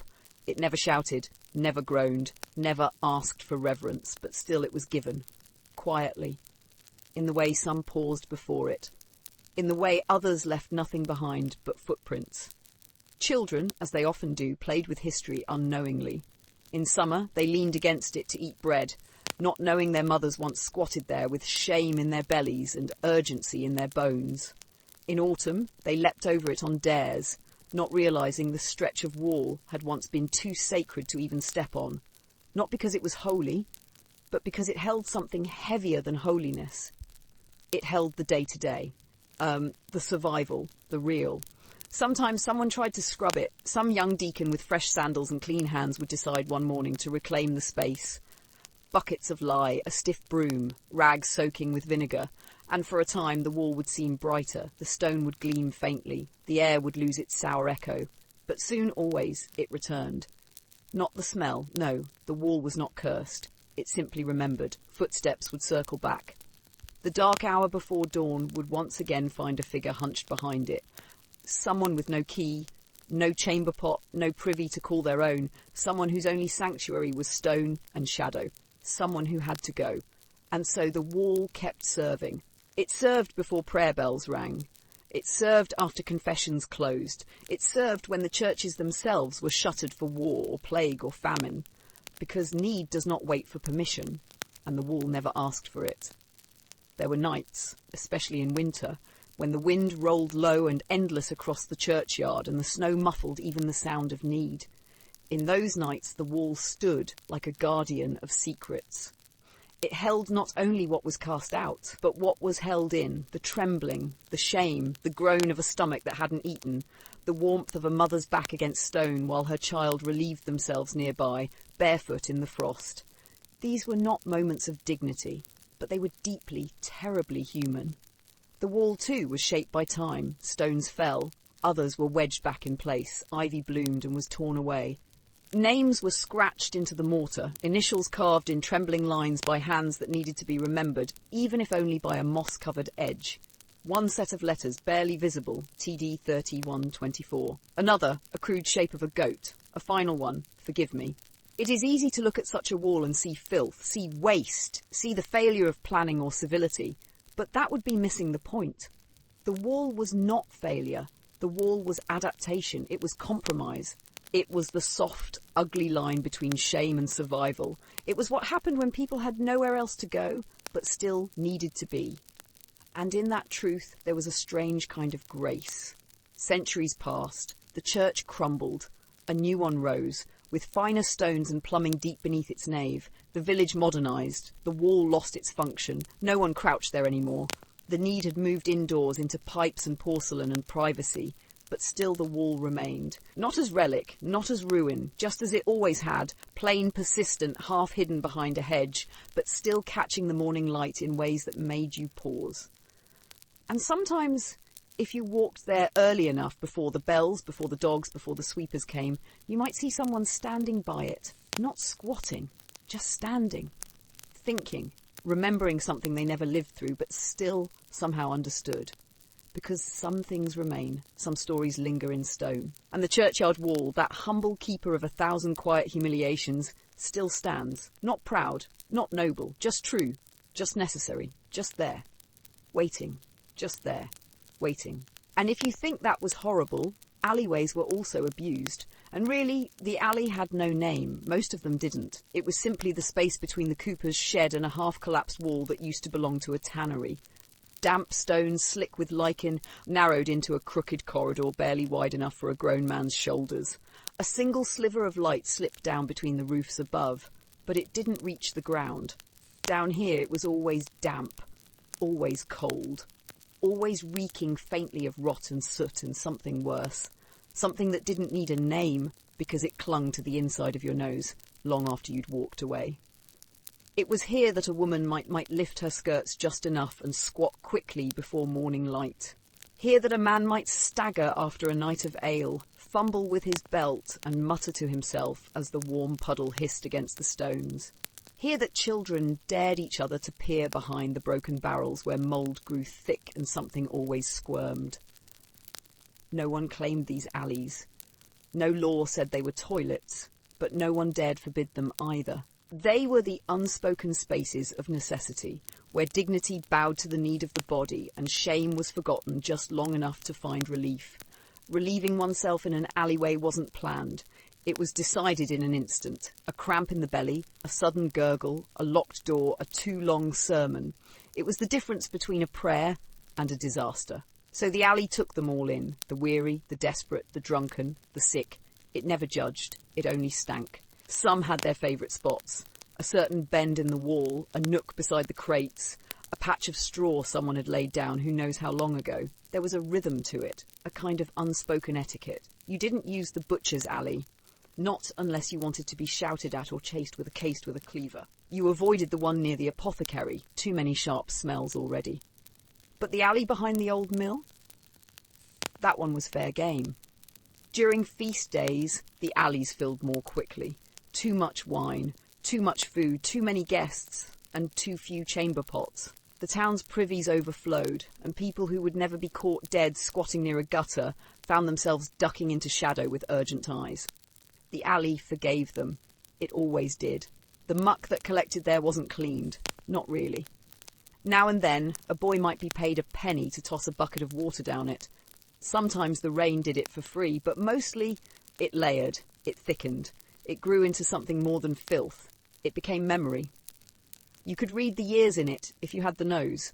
Pungent memories of soldiers who marched through with full bellies and empty morals, of lovers caught in moments of passion and then sudden regret, of the sick, too ill to make it home, too ashamed to ask for help, all of it soaked into the stones. In winter, the alley was quieter. Cold stiffened the bowels, and snow made even the most desperate hesitate. Steam would rise from the rare soul brave enough to squat in the frost. In summer, it was worse. Heat stirred the smells, awakened the flies, painted the stones with slick trails that baked in the sun. But the alley never stopped. It breathed with the town. It exhaled what the body could no longer carry. And sometimes it listened. Secrets lived here, whispers shared by those pressed against walls for warmth or privacy. A baker's apprentice confessing to theft. A midwife muttering names to herself, names of the dead she couldn't save. A priest drunk and weeping, relieving himself and asking God why. The alley heard it all. It kept no records, yet nothing was truly forgotten. Footsteps echoed a little longer here. Shadows lingered a little heavier. Some said the walls remembered. No one built these alleys with intention. They were the spaces left behind when things were made poorly or too quickly, the accidental veins of the town.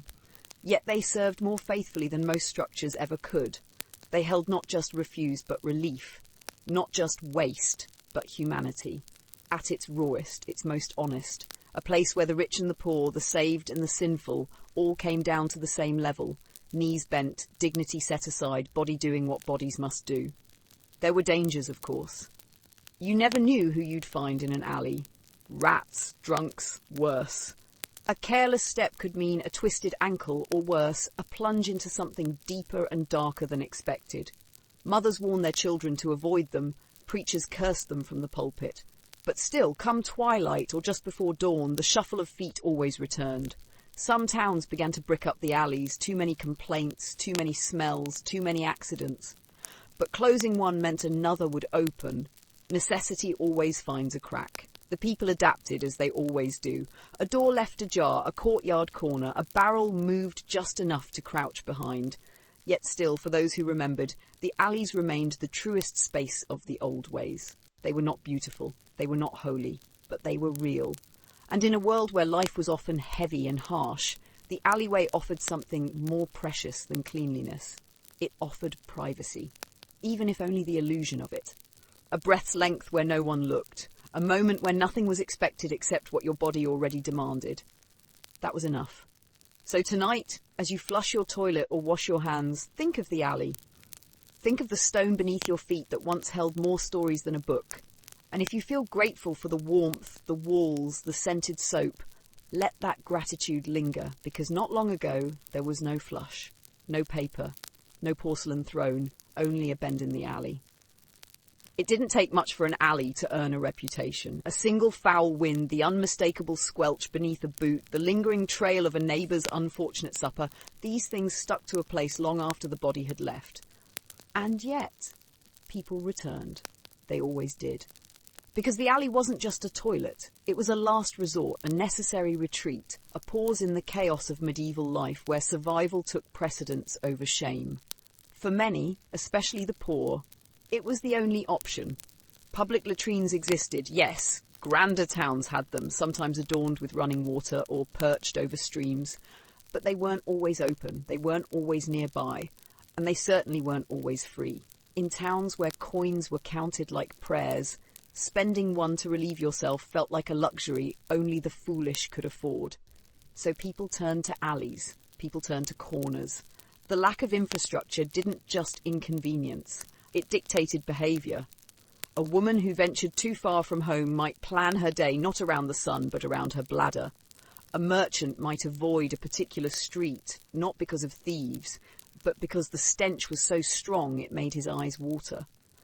And for the night watchman, his rounds were less about watching for trouble and more about stepping around the evidence of it. And there were layers to this chaos, etiquette in the unspeakable.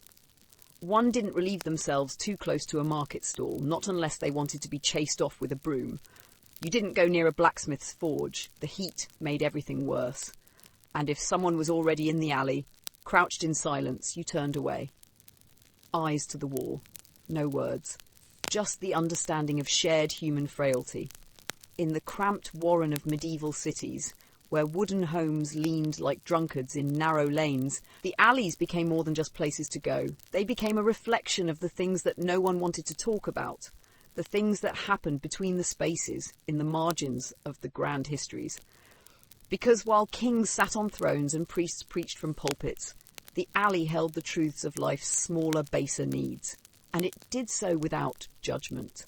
There were stories, always stories, of a man who, too drunk to find his own door, mistook the alley for home and curled up beside a mound of filth. Of a noblewoman lost in the maze of a festival who ducked into shadow and emerged wide-eyed and red-faced, her silk hem forever stained. Of lovers caught in the act, not of passion but of sheer relief, their embarrassment becoming the punchline of market gossip for weeks. But the alley also had its silences. It was where the sick went when they couldn't make it home, where the dying might slump against a wall, too weak to knock on a door, where shame fermented and desperation left its mark in more ways than one. And still it held them, just like it held everyone. And oh, the smell.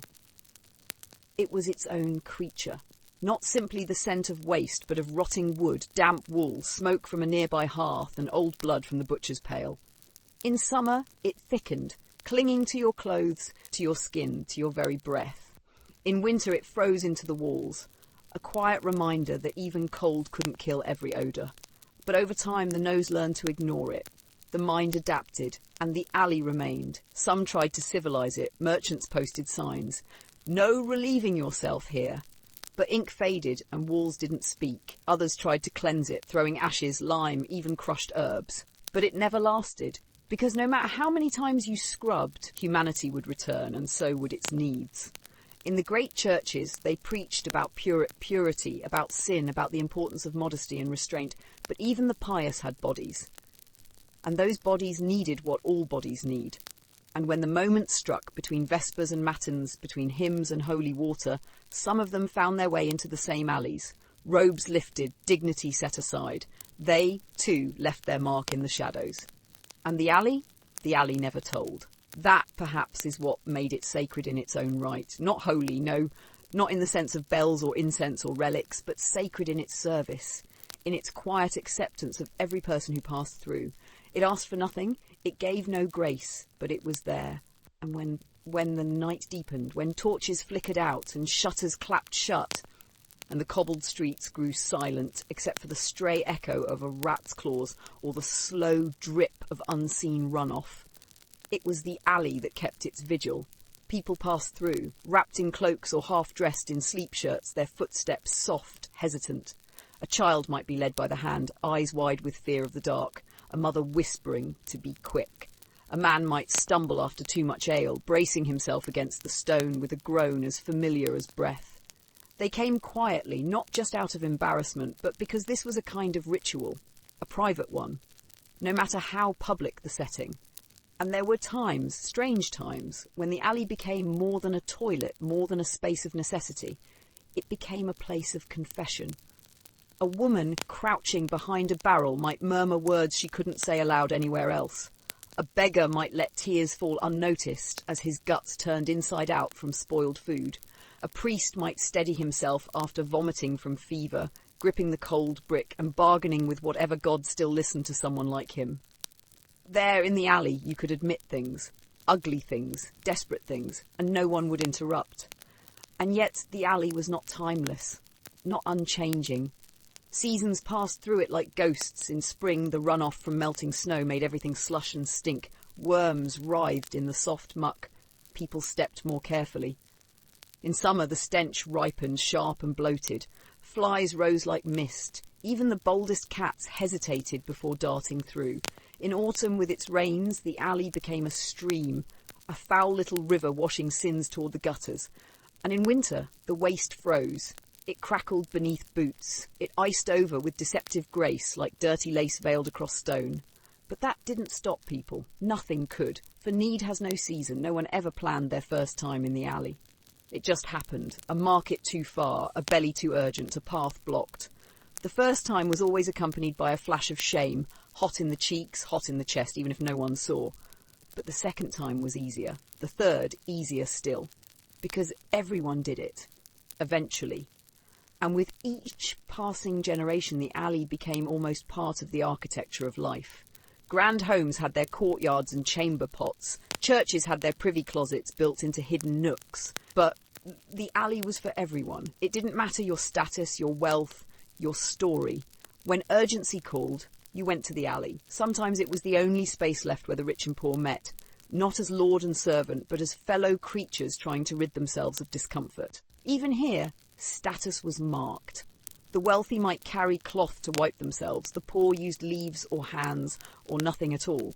But still, for those few minutes, all stood exposed to the same wind.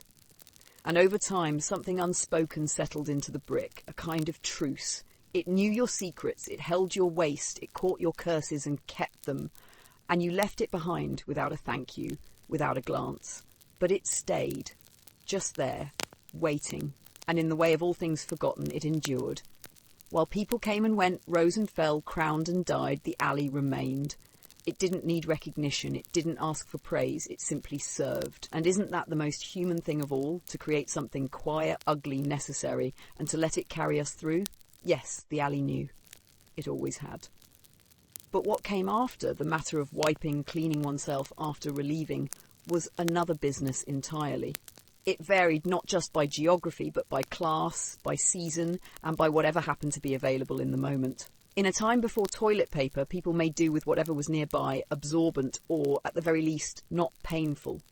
In rural communities especially, nature provided the most common solution. Moss, thick, damp, and abundant in shaded forested areas, was used as a kind of primitive cloth. Easy to find and soft to the touch, it could be gathered ahead of time or pulled from a tree when the need struck.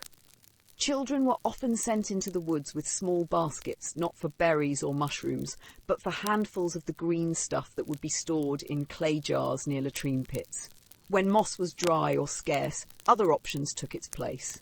Broadleaves served in warmer seasons, dock leaves being a favourite, but they posed risks. Not all leaves were kind to the skin, and a mistaken handful could lead to rashes or worse. Winter made this even harder. No moss, no leaves, just cold stone and colder air. In these leaner times, cloth was reserved for the privileged. Most peasants couldn't afford to soil valuable rags or homespun linen, which were patched and reused endlessly. But animal skins, specifically small scraps from hides, might occasionally serve, especially if no longer suitable for clothing. These were less common, but when used they were often rinsed and reused until they disintegrated. Some wealthier households reportedly used bits of sheepskin or even soft fur for this purpose, more out of comfort than necessity. More rudimentary yet were wooden scraping tools, shaped like paddles or spatulas, particularly in Roman-influenced regions. These were less popular in medieval Europe, but did survive in certain monasteries and cities with strong Roman architectural remnants. The tool, called a tersorium, was sometimes reused communally, soaked in vinegar or salt water, between uses. But by the later Middle Ages, the concept of communal hygiene had changed, and most people avoided shared wiping tools unless absolutely desperate. In port towns and busy cities, old wool or flax fibres from worn-out garments were repurposed into wiping cloth, sometimes burned afterward. And in some northern regions, bundles of straw or hay might be used, coarse, uncomfortable, but available. This straw was often set aside after thatching work, bundled near outhouses or outdoor privies for use. Religious institutions with more organised latrines and stricter routines sometimes designated rags specifically for cleansing purposes. In monasteries, records occasionally reference designated cloths washed and dried in rotation, although not every order followed the same practice. Cleanliness, after all, was a spiritual concern, but comfort was not. And yet, across all these methods, one truth remained. Whatever people used, it was rarely ideal. Wiping in the Middle Ages was an act of necessity, not comfort. The goal was not sanitation in the modern sense, but the bare minimum of functional cleanliness to avoid discomfort or infection. The notion of personal hygiene, as we understand it today, simply didn't exist, and what materials were used for wiping were shaped by what nature, trade, or poverty allowed.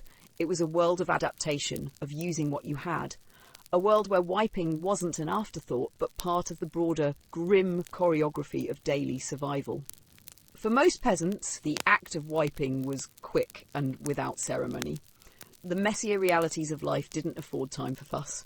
If one was lucky enough to have access to a pit latrine or a designated corner behind a barn, wiping was often done quickly before moving on to the next task: hauling water, tending goats, chopping wood.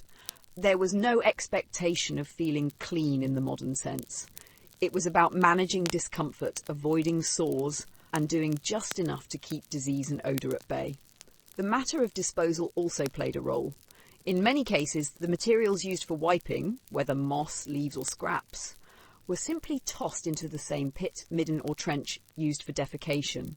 This was especially true in communal areas like public latrines or castle garderobes. In wealthier homes, scraps might be burned afterward, especially if the family had a fireplace large enough to double as a household incinerator. However, in cities where space was tighter and pits filled faster, the situation grew more complicated. Rag pickers occasionally scavenged cloth from piles of waste, sometimes repurposing it into packing material or fuel for fires. This raised concerns among clergy and physicians alike, who feared that illness, particularly the dreaded miasma, believed to rise from rotting material, could spread through these contaminated remnants. Still, the discomforts of wiping were often overshadowed by larger risks. Infection was always a threat. A small sore from coarse straw or a rash from irritating leaves could become serious quickly in a world without antibiotics, and for women especially, whose hygiene needs were often neglected in historical records, the lack of clean wiping materials carried significant consequences. Menstrual cloths were reused for years, and the same limited stock of rags served multiple bodily functions. The wealthier classes, of course, had more options. Nobles travelling with entourages brought their own linen cloths, washed regularly by servants. In castles where privies were attached to outer walls, servants might collect used materials and dispose of them in waste chutes or cesspits below. In colder climates, some noble households even warmed cloths near the fire before use, a small indulgence of comfort in an otherwise harsh routine. Religious orders, too, had their own rules. In some Benedictine monasteries, monks used water to rinse after relieving themselves, followed by linen cloths stored in designated latrine cupboards. These cloths were washed regularly by novices or lay brothers, and the system, though basic, represented one of the more organised attempts at hygiene in medieval Europe. Yet even in monasteries, wiping was governed as much by silence as by sanitation. Speaking during such moments was considered improper, and many monasteries had strict protocols for how one entered, used and exited the latrine areas. The act itself was never written about in detail, only mentioned obliquely as if to acknowledge the necessity without dwelling on the mess. Ultimately, the materials used for wiping were a reflection of medieval life itself, improvised, pragmatic, shaped by poverty and proximity to nature. There was no one-size-fits-all solution, no widespread standard, just a range of solutions to an unglamorous problem. And yet through these scraps of moss, fur, straw and cloth we glimpsed something real. A world where the body demanded attention, where privacy was a luxury, and where every human, no matter their rank, faced the same daily discomforts. Behind the castles and cathedrals, the markets and moats, someone was always squatting, wiping and moving on. It was the most basic human act, shared across kings and beggars alike. And though the centuries have washed many of those details away, they remain there, in the edges of manuscripts, in the stains of forgotten latrines, in the moss that still grows by the stream. Not glamorous, not noble, but undeniably human. What remains most striking about these everyday acts isn't just the materials used or the methods employed, but the sheer normalcy of it all. To the medieval mind, wiping with moss or rough wool or an animal skin wasn't strange, it was ordinary.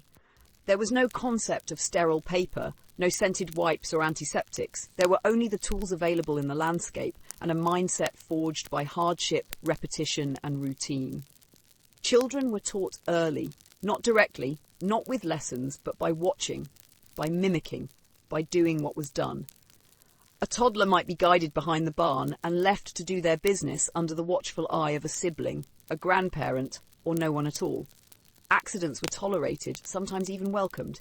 In a time where bodily functions weren't medicalised or moralised in quite the same way, a child's mess on a dirt floor wasn't a catastrophe. It was expected. It dried, it was swept, it was forgotten. Women, particularly those who bore children, navigated a more complex relationship with hygiene. Pregnancy, menstruation and childbirth made their needs more frequent, more demanding and often more private. But privacy wasn't always possible. Many homes consisted of a single room. Squatting near the hearth while others turned away wasn't uncommon, nor was stepping outside after dusk, wrapping a shawl tightly and hoping no one followed. Wiping in these moments was utilitarian. A reused cloth, a palmful of hay, a folded length of moss, washed if possible, burned if necessary. Windhorse made everything worse. The cold stiffened fingers and made moss brittle. Water, even when boiled, cooled quickly in earthen basins. There are accounts, mostly tucked away in personal letters or marginalia, of frozen cloths, of cracked skin, of waste freezing in the snow before it could even be buried. And yet the work continued. Livestock needed feeding, bread needed kneading. The body didn't pause for the cold. In towns, the experience was often less nature-bound, but no more refined. Alleyways soaked in slop and urine became common dumping grounds. Chamber pots were emptied from windows, and so too went whatever wiping material had been used, rags, straw, or something less distinguishable. If one was walking through a city street and felt a sudden splatter, it wasn't always rain. Even in castles where luxury was more visible, wiping remained basic. A lord might have a private garderobe with cushioned seating, but still relied on cloth scraps or sponges for clean-up. There are occasional references to aromatic herbs added to cloths to reduce odour or discomfort, lavender, thyme, or even vinegar, but these were luxuries of the highest tier. The vast majority of people had only what the land gave them, and sometimes the land gave very little. Famine, war, and plague didn't just steal food, they disrupted routines, hygiene included. A family displaced by conflict might find themselves in woods or roadside shelters, without even moss or leaves to rely on. In these moments, hands were used, washed afterward in snow or not at all. It was a desperate act, but not an unusual one. Hands were the original tool for everything else. Why not this? The church, as with many parts of life, had opinions. Cleanliness was godly, they said, but the definition of cleanliness remained flexible. A monk could spend a week without wiping properly, so long as his soul remained pure. A nun might perform ritual washing each day, even if her linens were unchanged for months. The external didn't always reflect the internal, but those who lived outside the church, who crouched in straw beside muddy barns, had no such duality. Their bodies were their reality, and they did what they must. What we might now consider shocking, wiping with straw, reusing a cloth too many times, tossing waste near a dwelling, was simply the norm. It was neither praised nor condemned. It was what had to be done. And that's the part modern audiences often forget. These weren't people with other options. They weren't turning down paper for novelty's sake. They were surviving with what they had. They were managing discomfort with the limited means afforded to them by climate, class, and circumstance. But more than anything, they weren't ashamed. At least not in the way we often think of shame today. Embarrassment around bodily functions was shaped differently in medieval life.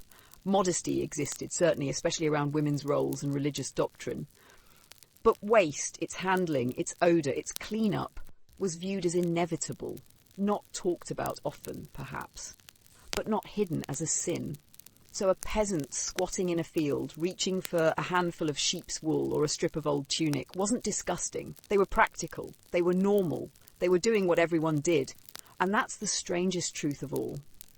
That in the world of medieval Europe, where miracles and monsters filled the margins of manuscripts, where kings claimed divine right and saints wept blood, the most common act, the squatting, the wiping, the flicking away of waste, was also the most human.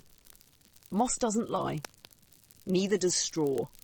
And neither do the hands of someone who's done this every day of their life. They wiped. They washed when they could. They carried on. And in places where the dirt clung thickest and the water barely flowed, where hovels leaned drunkenly into each other, stitched together with scraps and prayers, there was often no designated place to go at all. Not even a corner with a pot. Not a trench. Not a wooden seat carved in haste. In the slums, the answer to where was simple. anywhere and everywhere. The poorest quarters of medieval towns, those packed with labourers, beggars, or families too large for the single rooms they shared, bore the brunt of humanity's most urgent needs. Narrow alleys saw more than just foot traffic. The space between one broken wall and another might become a makeshift latrine overnight, and no one would speak of it. Because what else could be done? In homes where warmth came only from the crush of bodies and floors were nothing but packed earth, there were no boundaries between living and relieving. Children were the first to adapt. They learned young not just where to go, but where not to step. A pile beside the tanner's shed, a darkened crevice behind the baker's wall. They were trained by repetition, not instruction. There were no signs, only stains. Mothers sometimes tried to maintain order, marking a corner of the room with straw, encouraging children to squat only there during rainstorms or long winter nights. But these small rules buckled under the weight of desperation and sometimes beneath the weight of too many bodies in too small a space. Sickness followed, of course it did. But the link between filth and disease, between waste and death, was not clearly drawn in the medieval mind. They saw illness as punishment, as imbalance, as divine mystery, not as a consequence of waste in the wrong place. So the slums remained stained and sour. Rats feasted, smells lingered. And people endured. In the wealthier parts of town, where windows had shutters and chamber pots were emptied with a flick of the wrist and a shouted warning, the poor were judged for their filth. But they weren't offered solutions. The stink from the slums crept up the hill to the noble quarters, and still the blame stayed with the ones who had no other choice. The city might appoint rakers, men tasked with clearing the filth from alleys, gathering the mess into carts, hauling it outside the walls. But they were underpaid and often ill. Their work never kept pace with the waste, and every time it rained, the streams of refuse would rise again, finding every slope, every crevice, every bare foot that had nowhere else to stand. Night brought more problems. Without light, without privacy, people went wet where they stood, behind stalls, between wagons, beside sleeping dogs. Men lifted their tunics and women bent their knees, and nothing separated shame from necessity except the darkness. It wasn't ceremony, it was survival. In these places, wiping wasn't a matter of cleanliness. It was a gamble of whether a handful of straw would be dry or whether a scrap of cloth could be spared. Most often, nothing was used at all. The waste left on the skin simply dried. The smell followed them through the market, into the chapel, into the bed where 5 others slept. And no one commented. Not because it wasn't noticed, but because it was true for them too. And if a visitor passed through, nose wrinkled and eyes darting, they'd say the slums reeked of poverty. But that wasn't it. They reeked of life. Life unfiltered. Life that couldn't afford curtains or doors, much less a proper privy. Life where the line between inside and out was a matter of weather, not design. In these neighbourhoods, waste and worth were tangled together, and the people who lived there knew it. They lived it. And yet, amid all of it, amid the stink and the sickness, the shame and the silence, there was still laughter, still warmth. A mother braiding her daughter's hair while squatting near yesterday's mess. A boy carving a toy from wood as his siblings huddled around a shared bowl. Life continued. Because it had to. This was the world the slums knew. Not sanitised, not sermonised. Just carried out in the open, seen and unseen, acknowledged and ignored. A world where there was no right place to go, but always the need to go somewhere. Anywhere. And so they did. Behind the barrel, in the shadow of the stable, under the window where the rats ran. And when dawn came and the carts rolled in and the marketplace swelled with voices and bartering and bells, the smells would settle into the background, a sour breath the city exhaled with every sunrise. Because in the medieval world, dignity wasn't always found in privacy. Sometimes it was found in persistence, in holding your place, in enduring what you must, in squatting where you could, in carrying on. And in that carrying on, something remarkable took root, an acceptance, quiet and deep, that this, too, was life. Messy, unspoken, undeniable. When the world offered no clean lines, no stone privies, no servants to tip out the waste before sunrise, people learned to live in the margins, where privacy was a luxury and shame had to be swallowed like cold porridge. In the slums, no one knocked on doors to ask where the lavatory might be. There were no maps, no outhouse keys, no polite euphemisms. If someone disappeared behind a crate or a cluster of old baskets, eyes turned elsewhere, not out of rudeness, but out of grace. You gave the illusion of privacy when there was none to offer. City authorities sometimes tried to intervene. Edicts were posted, no relieving oneself within 2 ells of a public wall, or no waste to be left in the thoroughfares. Fines were threatened. But fines meant nothing to those who owned no coin. Rules were written for those who lived with choices. The poor had none. And so the alleyways endured, not as designated spaces, but as inevitable ones. Dark corners absorbed what homes could not. And during festival days, when wine flowed and bellies filled, the waste doubled and the alleys overflowed with more than just laughter. You might step out for air and find a man crouched by your doorway. You didn't question it, you just stepped around. Visitors who wrote of these cities, merchants, pilgrims, even monks, often recoiled. The stench was unbearable, some scribbled, the streets fouled by base behaviour. But they seldom asked why. They saw the mess, but not the math. Too many bodies, not enough space, no planning, no help.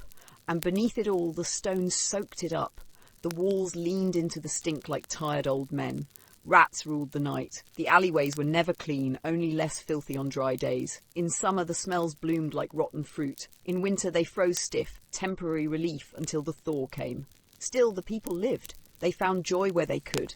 Shared loaves, whispered songs, wrapped babies in old wool and carried them past puddles of waste as if it were nothing new, because it wasn't. The alleyways had always been there, and they always would be. Not every city street was so grim, of course.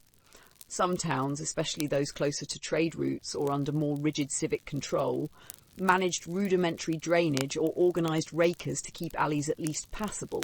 But in the poorest wards, those tucked furthest from the cathedral steps or the merchant squares, the alleyways were unofficial privies long before anyone dared name them as such.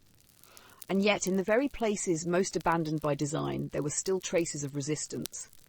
Women especially found ways to carve out fragments of modesty, a shawl drawn low, a child posted as lookout, 2 friends standing as a human shield, backs turned politely. These were the rituals of survival in a world built without them in mind. Even in the grime, the people created rhythm, morning movements, evening relief, a spot behind the fishmonger's stall carefully avoided by midday, a broken cartwheel turned on its side to offer a sliver of shade. These landmarks became known, silent geography passed down in nods and gestures. This spot's safe, that one's watched. Don't use that wall, the baker hates the smell. In many ways, the alleyways were diaries, streaked with what the city didn't want to see, written in waste, read by those with no choice. They told of hunger and overfull bellies, of babies too young to wait, of elders too weak to climb stairs. They recorded the pressure of too many people packed too close, and the quiet determination of each one who rose again the next morning. They were not noble places, but they were human, and in the end, that's what made them endure. Because long after the alley was rinsed clean by storm or scraped raw by labourers, the memory of what had passed there remained. The sound of a mother soothing a child, the shuffle of a man relieving himself in a moment of unspoken apology, the way shame and necessity coexisted, held together by silence. That was the medieval compromise, not between luxury and lack, but between dignity and endurance. In the slums, alleyways bore witness to what a world without systems did to the body and to the soul. They offered no comfort, no cover, no grace, and yet they were used every day because what alternative was there? And sometimes even alleyways were too far. In the thickest crowding, people relieved themselves in buckets beside beds, in corners hidden by cloth, in the very spaces where they slept. Children grew up with the smell. Couples learned to ignore the sound. Illness or childbirth or old age meant fewer steps could be taken, and the alley disappeared as an option. Then the home became a chamber of functions, cooking, sleeping, birthing, dying and defecating, all under one roof, in one dim air. Yet even in this there was no pride, no protest, just reality. And the alley still waited for the moments when it could resume its role, when the rain had passed, when the fever had broken, when the stars aligned for one brief, shivering trip behind a stack of broken crates. The church might not have acknowledged such places, and noble poets never sang of them, But in every city, every village, every foul-smelling crevice of humanity, the alleyway was there. It was there in the empty space between homes, in the shadows beside the tanner's wall, in the forgotten stretch behind the granary where even the cats avoided walking. It was there because it had to be. It existed not by design, but by desperation. It wasn't part of the city's beauty, but part of its truth. And every person who passed through it left a little of themselves behind. Not just waste, but a mark of having lived in a world too narrow for comfort, but wide enough for need. That was the alleyway, silent, stinking, human, and necessary. But sometimes even necessity looked outward, beyond the slums, beyond the press of tenements, towards something that moved, something cleaner, if only in motion, water. The river was many things in the medieval world, a giver of life, a carrier of trade, a washing place, a dumping ground, and to many it was also a latrine, not because of design, but because of ease.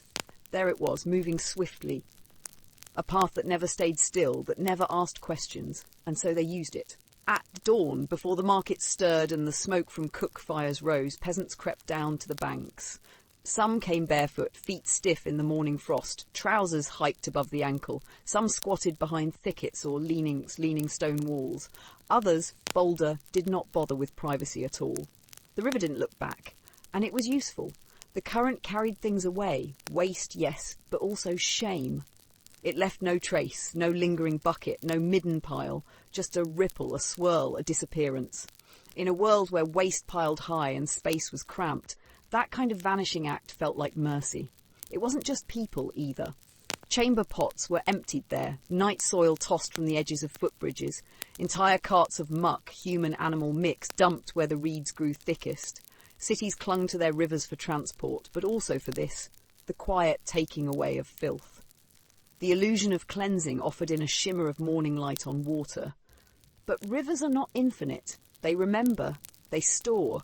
In the shallow bends and muddy deltas, waste festered, fish thinned, smells lingered, towns downstream paid the price. But the upstream villagers?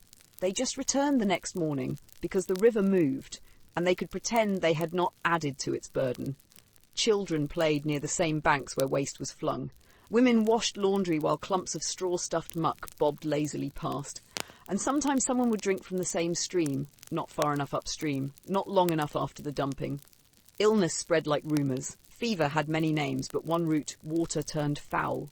Still, what choice was there? Wells were few, buckets heavy, latrines rare. The river was near, and it never said no. And so the rhythm continued, a squat, a splash, a sigh. Then the long walk back up the embankment, trousers muddied, dignity dented, but the deed done. Monasteries, too, used rivers for their latrines, building structures that jutted over the flow, wooden stalls where monks could do their business while contemplating psalms, a divine outhouse above a mortal stream. The waste dropped straight down, the sins symbolically and literally washed away. But the poor had no such architectural mercy. Their use of the river was raw, direct, animal. Not organised, but habitual. And as populations grew, so did the burden. Water that once sparkled turned thick and brown in places. Cities tried now and then to issue decrees. No dumping, no squatting, no filth within a certain stretch of town. But laws were only useful if they came with options, and rivers were the only option. And still people came. Because rivers moved. Because the wind was kinder there. Because if you timed it right, early enough, quiet enough, you could pretend you were alone, the reeds would rustle, the current would murmur, and you'd leave lighter than you came, not just in body, but in spirit. It was never clean, but it was constant, a ritual without blessing, but with repetition. One more compromise between health and habit, between shame and necessity. The alleyway bore witness to the tightness of life. The river, it bore away its mess. And the people, they kept going, one squat at a time. In every city touched by a river's bend, this rhythm endured. Morning and dusk became sacred hours, not by prayer, but by privacy. People learned to listen for the lull in footsteps, for the quiet hush before the market drums began. That was when they moved. Cloaks held tight, baskets left behind, dignity packed between clenched jaws and hurried glances. The act was swift. The river was always waiting. Along some riverbanks, makeshift paths were worn into the earth. Narrow trails of flattened grass and muddy footprints that led to the same bend, the same boulder, the same crooked willow tree. If you followed the trail far enough, you'd find signs of presence. A broken shoe strap, a smear of ash, a child's crude drawing etched in soft mud with a stick. Markers of a place used but not claimed, a territory of need. Fishermen knew these places. They cast their nets farther downstream. Washerwomen, with arms sunk to the elbows in suds and soaked linen, tried not to look upstream where the water ran thicker. They hummed as they worked, more for comfort than melody, hoping the current was swift enough, the prayer strong enough. Not all rivers were equal. The wider ones, fast, deep and full of stones, were better at hiding the truth. But the narrow brooks that curled through villages like veins, they revealed everything. They left waste trapped between roots, floating like ghosts. In summer, the stink clung to the reeds. In winter, the water ran sluggish, its burden caught in ice. Still, the river was a friend, a quiet accomplice. No one needed to knock, no one charged a fee. And unlike the alleyways or chamber pots, the river gave back something in return. Motion. A sense that even if you lived in filth, at least it was moving somewhere. Carried downstream, toward a place that wasn't yours. Even children understood. They were sent to dump waste, to rinse rags, to fill buckets, and they watched. They saw grown-ups crouch beside them, and no one said a word. There was no shame, just bodies, function, water, and time. There were moments, of course, when it all went wrong. A slip on wet stones, a toddler who wandered too close to the edge. Accidents became stories. The boy who fell in and came home blue-lipped, shivering. The old man who lost his cane to the current and never replaced it. The basket of rags that got caught in an eddy and came back 2 days later, bloated and grey. But no one stopped going. Even when towns attempted to dig deeper pits or organise communal latrines, the river kept calling. It was easier, it was older. It asked nothing but silence and speed. And as cities grew into towns and towns into small fortified sprawls, the river's burden grew heavier. By the time of market fairs during holy festivals or times of siege, the banks teemed with people who couldn't wait in line or risk an alleyway. The river became a chorus of footsteps and splashes, the medieval world's answer to a public restroom. Yet for all its convenience, the river was never truly theirs. It was wild, and eventually it turned on them. When disease came, when fevers surged, bellies swelled, and breath became short and rattling, people looked to the water. Something's in the river, they'd whisper. It smells wrong. It runs darker. They weren't wrong. The Black Death, when it arrived, found an ally in the waterways. Waste-fed water carried illness faster than rumour. One cup, one pot, one careless splash near a cut, it was enough. But even then the habit endured, because old habits are hard to break, and the river still flowed, still promised that old illusion, that if it carried your filth away, it carried your troubles too. And so, generation after generation, they squatted, they dumped. They rinsed, and they prayed the current would forget. But water remembers. It remembers the first drop of waste and the thousandth, the hand that poured it, the child that watched. It remembers the trickle of human lives, funneled not just into rivers, but into the earth itself, where shallow ditches sliced across fields and hugged crooked alleys like veins beneath skin. If the river was an old god, moody and broad-shouldered, then the drainage ditch was its overlooked cousin, smaller, narrower, and far more intimate. People turned to ditches for the same reason they turned to moats, to alleys, to chamber pots and stones in the dark. Because they were there, dug to catch rainwater, to drain streets, to carry away whatever filth a town or hamlet coughed up. But the rains didn't come every day. And when the sky stayed clear, when the ditch lay dry and hollow, it became something else. A place to relieve oneself without being seen, a place that didn't judge, a place where the stink already lived. Unlike rivers, ditches didn't carry things away quickly. They festered, and so did what was left behind. Urine mixed with soot, dung with mud, blood with runoff. Frogs croaked beside refuse, rats trailed along the banks fat and slick. Yet even in that filth, there was privacy of a kind. Not the noble privacy of lords with lavatories behind heavy doors, but a more fleeting sort, a moment's cover behind a bramble or stone, a dash between shadows. People timed it right, at dusk after the last cart passed, or at dawn before the markets yawned open. Some wore extra cloaks to hide the motion, others kept watch while a loved one squatted. Children knew the spots, the dip behind the blacksmith's shed, the bend beside the baker's back gate, and when someone complained, they'd shrug. Better here than in the street. But even the ditches, humble as they were, found themselves overwhelmed. In large towns, too many bodies meant too much waste. Ditches overflowed, they clogged with straw and bones and things no one wanted to name. Rain didn't cleanse, it churned, sending a new stench rising like breath from the belly of the town. Officials tried, sometimes. They ordered cleanings, paid poor men with strong backs and weak noses to scrape the muck free and cart it beyond the town's edge. But the work was endless, the filth returned, and behind closed doors, the same officials added their own offerings, pretending their dignity made their waste smell sweeter. Ditches became warnings. You could smell a village before you saw it, the reek curling down the road like a rumour. Travellers learned to hold their breath. Horses balked, but the locals no longer noticed. You only flinch at a smell if you think it doesn't belong to you. And there was irony too, because though these channels were filled with what people wanted gone, they were also vital. The same ditches that caught excrement also caught rainwater in lean seasons. The same trenches that reeked in summer carried warmth in winter, as waste fermented and steamed in the cold. And sometimes, just sometimes, the ditch became a gathering place, not for conversation, but for survival. A place to dump chamber pots in secret, a place to rinse a rag when water was scarce, a place to pretend, just for a moment, that what was disgusting could be useful. In the quiet of night you might see a woman lifting her skirts by the edge of one, or a child, barefoot and curious, poking at something unspeakable with a stick. You might smell cabbage, rot and sour beer, and you might hear someone laugh, low and tired, at the absurdity of it all, because that was the medieval world, laid bare, not glamorous, not noble, but real. And when the wind blew just right and the ditch ran high with both storm water and sorrow, people went on using it as they always had. Because even in filth they found routine, and in routine a sliver of peace. And still the water remembered. It remembered the ragged footsteps of a woman who came each morning with her chamber pot, careful not to spill, careful not to be seen. It remembered the pale, shaking man who leaned too far, fell, and was never truly clean again.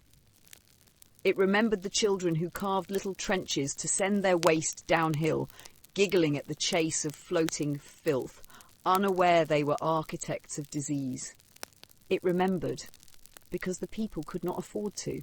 Not really. They couldn't afford to wonder how close the ditch came to their well, or what lingered in the roots of the radishes. They couldn't afford to measure risk when the day itself was already a gamble. When survival required trade-offs, no one wanted to name. You used the ditch because there was nowhere else. You ate the vegetables because they were what grew. And if someone got sick, it was blamed on the cold, on the humours, on fate. Yet the ditches became part of the landscape, as familiar as hedgerows and thatched roofs. You didn't have to look at them to know where they ran. You knew the way water bent around the foot of the chapel or skirted the blacksmith's forge. You learned to step wide in spring when the runoff was high, and to throw extra straw in winter when everything froze and the scent paused in mid-air, sharp as frost. In time, some towns tried to hide their shame. They paved over the ditches or built stone channels to guide the water more cleanly. But stones crack, waste seeps, people remain people, and in every crack and corner the truth leaked back through. Not every ditch was public. Some families dug their own in backyards or down alleys, claiming a patch of privacy, if not decency. Others shared one between houses, agreeing not to speak of it, not to see each other when they happened to arrive at the same moment. There were rules, unspoken and simple. Don't look, don't speak, and always toss a bit of ash when you're done, not for sanitation, but for dignity. The poorest, though, had no such courtesies. The ditch was where they lived, not just where they relieved themselves. Their homes leaned against its banks, their windows opened to its stink. Their children learned early to dodge the worst of it and carry the rest home on the soles of their feet. And when the water rose with rain, it rose into their homes first, washing over straw beds and half-cooked meals alike. And yet life clung to the ditch. It bloomed along its sides with weeds no one named and flowers no one dared to pick. Ducks waddled near it.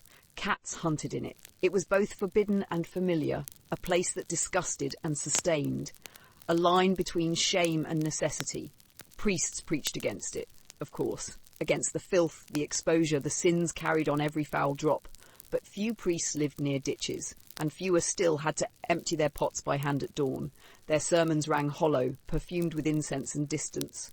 No miracle ever came to clean the ditch. No divine hand reached down to seal its banks or purify its purpose. And still the people endured, because what choice did they have? When spring came and the ditches teemed with runoff and rot, the people merely stepped over them with tighter shoes. When summer thickened the air and the stench rose like a second sun, they pinched their noses and carried on. Because even in disgust, there was resilience. Even in squalor, a rhythm. And still, even centuries later, the water remembers. The ditch remembers. The way a people found the only space they could, made it their own, and carried their shame not with pride but with persistence. It wasn't beautiful, but it was true. And in the medieval world, truth was often the dirtiest thing of all. It spilled from mouths and chamber pots alike, flowed through alleyways and ditches, and eventually found its way into the gutters that laced the streets like veins. They weren't hidden. They weren't discreet. They ran down the centre of town, between the cobflies, where carts clattered and hooves splashed. These were no secret streams. They were public, open, and alive with the mess of the world. The street gutter was where everything met. The leftovers from supper, the slop from the tavern floor, the rainwater stained by chimney soot, and the contents of last night's chamber pot, hurled from a window with only a warning shout, if any warning at all. It was where the butcher's rinse water mingled with the washerwoman's suds and a child's hurried relief. Everything converged there, where wheels rolled and people walked and dogs sniffed, and where, if you weren't careful, your hem would tell the story of your morning route. Gutters didn't drain as we expect today. There was no underground labyrinth, no engineered slope to carry waste away to some distant sanitised station. The waste stayed close. It lingered.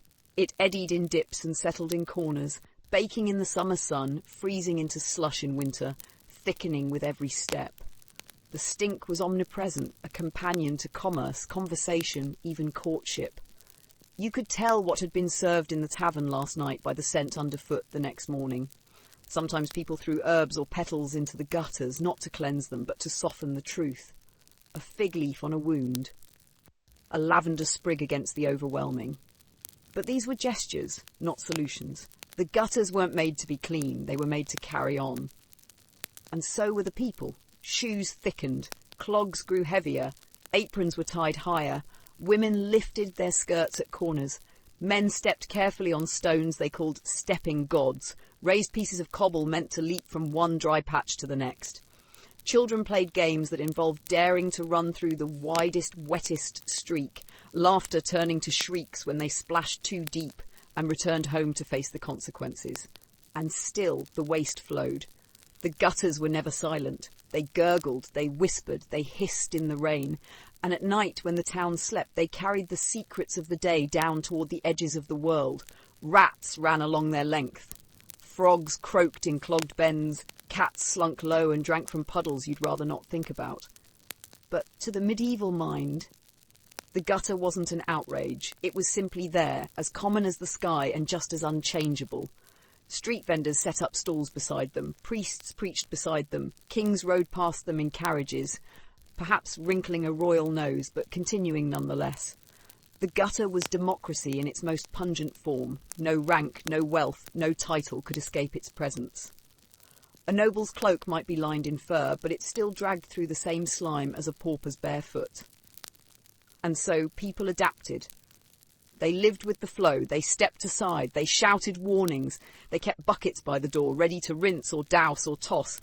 And if a storm came, turning the gutters into rivers, they simply let it happen, watching the waste sweep away with a mixture of relief and resignation. It was the only kind of cleansing they could count on. Into the gutters went the filth of the world, not hidden, but public.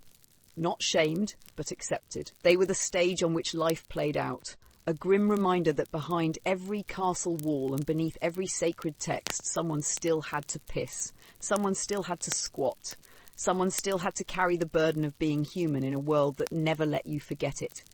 Because in the end, the gutter, like the ditch, like the field, like the moat, was more than a place for waste. It was where reality ran open to the sky, undeniable as breath.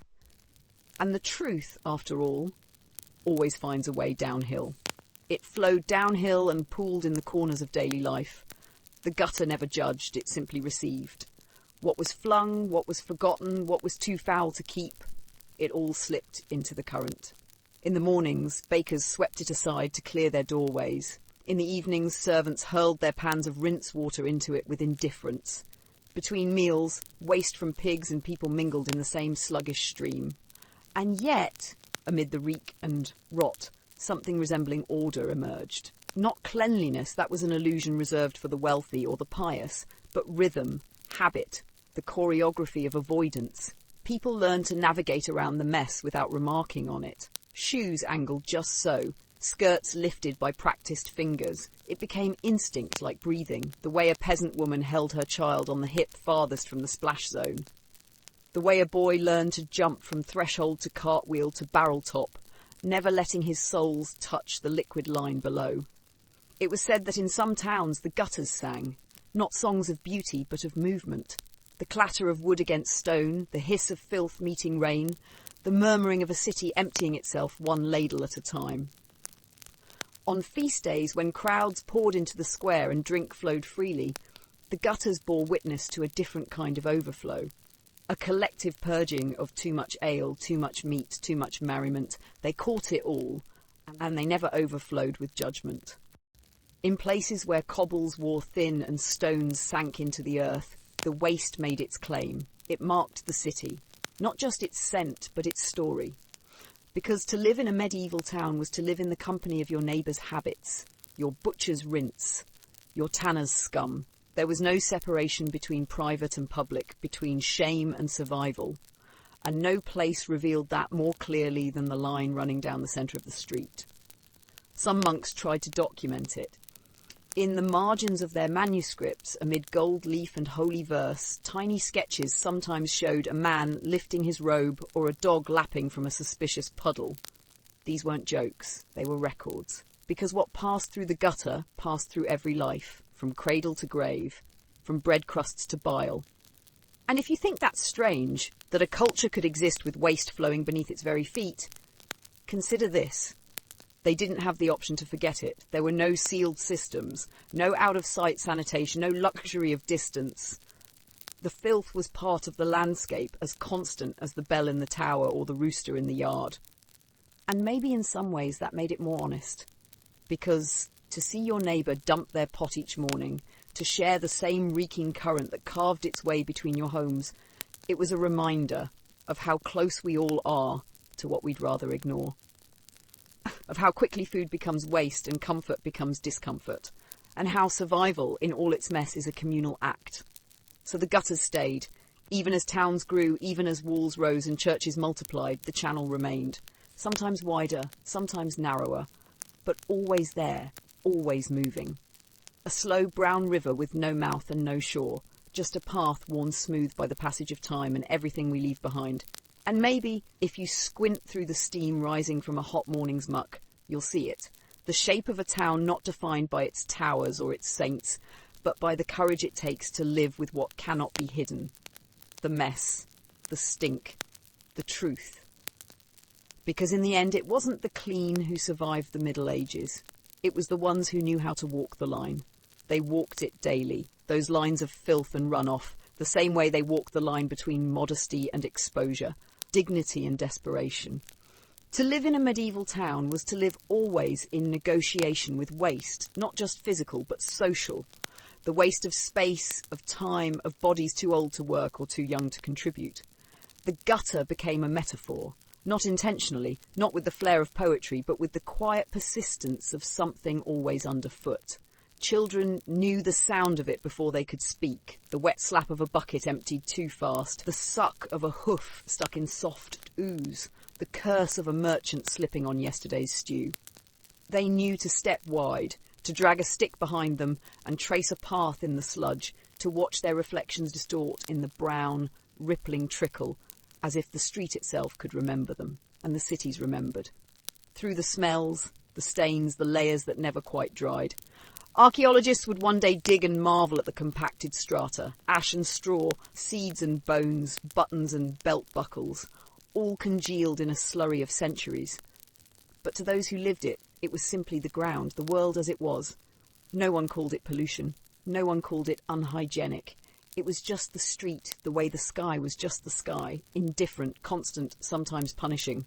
There were attempts to clean it, of course, edicts declared by local lords that chamber pots must be emptied only at night or only into designated channels. But what lord walked the alleys? What noble's boots splashed into the gutter's truth? Such laws, when they came, faded quickly under the weight of habit. Some cities, wealthier ones with stone-lined drains and rudimentary sewer channels, tried to guide the filth underground. But even these systems led eventually to open ends. Riverbanks, moats, fields.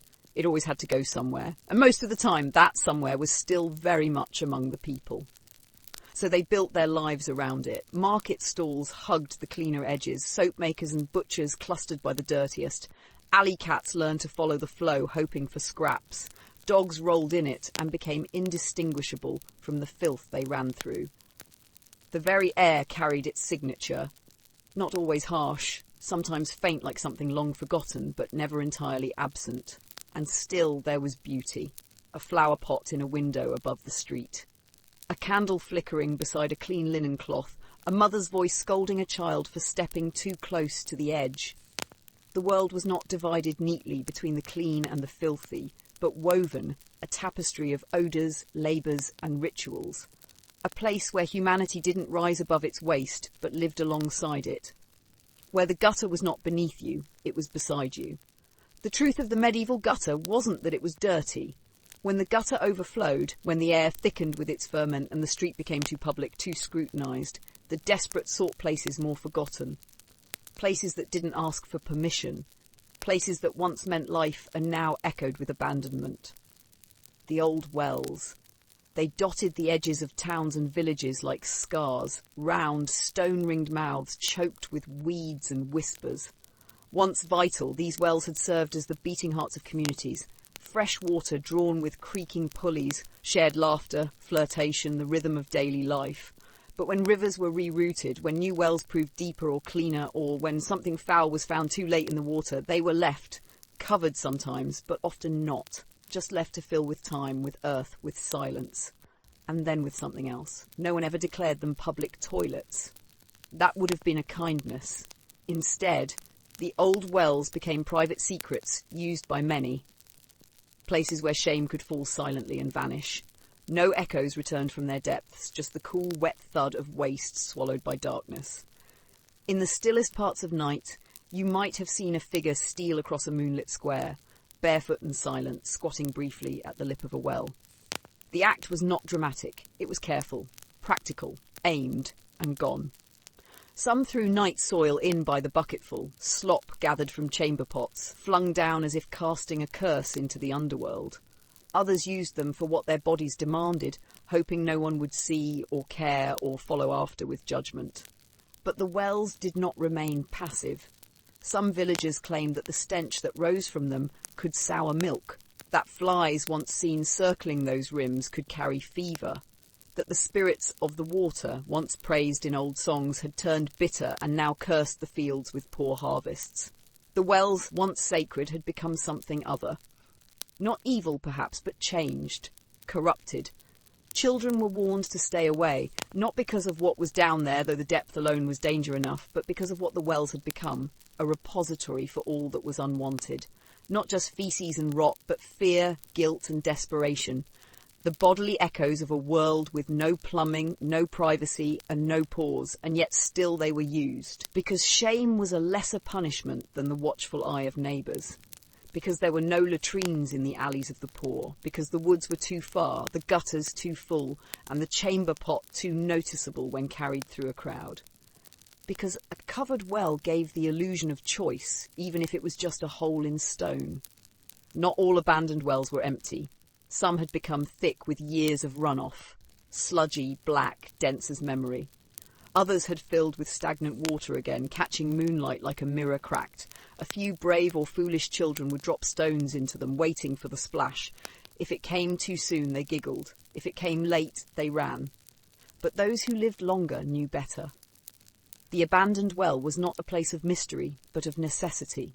It was not romantic, it was not mythic. It was simply one more place where humanity, squeezed by its own numbers and its own limits, made use of what was there.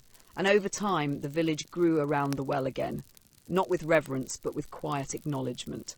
A corner where no one built, a ring of weeds always suspiciously green, a scent that never fully left the air, no matter the season. It was like the gutter, a mirror, a place that showed the truth of how people lived, not in the light of ceremony, but in the shadows of need. And the truth again was that it was shared, but never spoken of.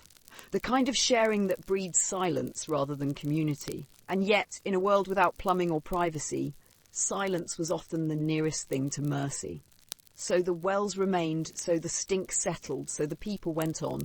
But not every village had an old well. Not every hamlet had a stone mouth to bury its waste. Some had only the land itself, the raw earth, the wild edge, the forgotten crevice in the corner of a crumbled courtyard. And when neither chamber pots, nor gutters, nor fields, nor forests could serve, the desperate found other places still. Places less sacred, more hidden, less noticed, and fewer places were less noticed than the walls themselves.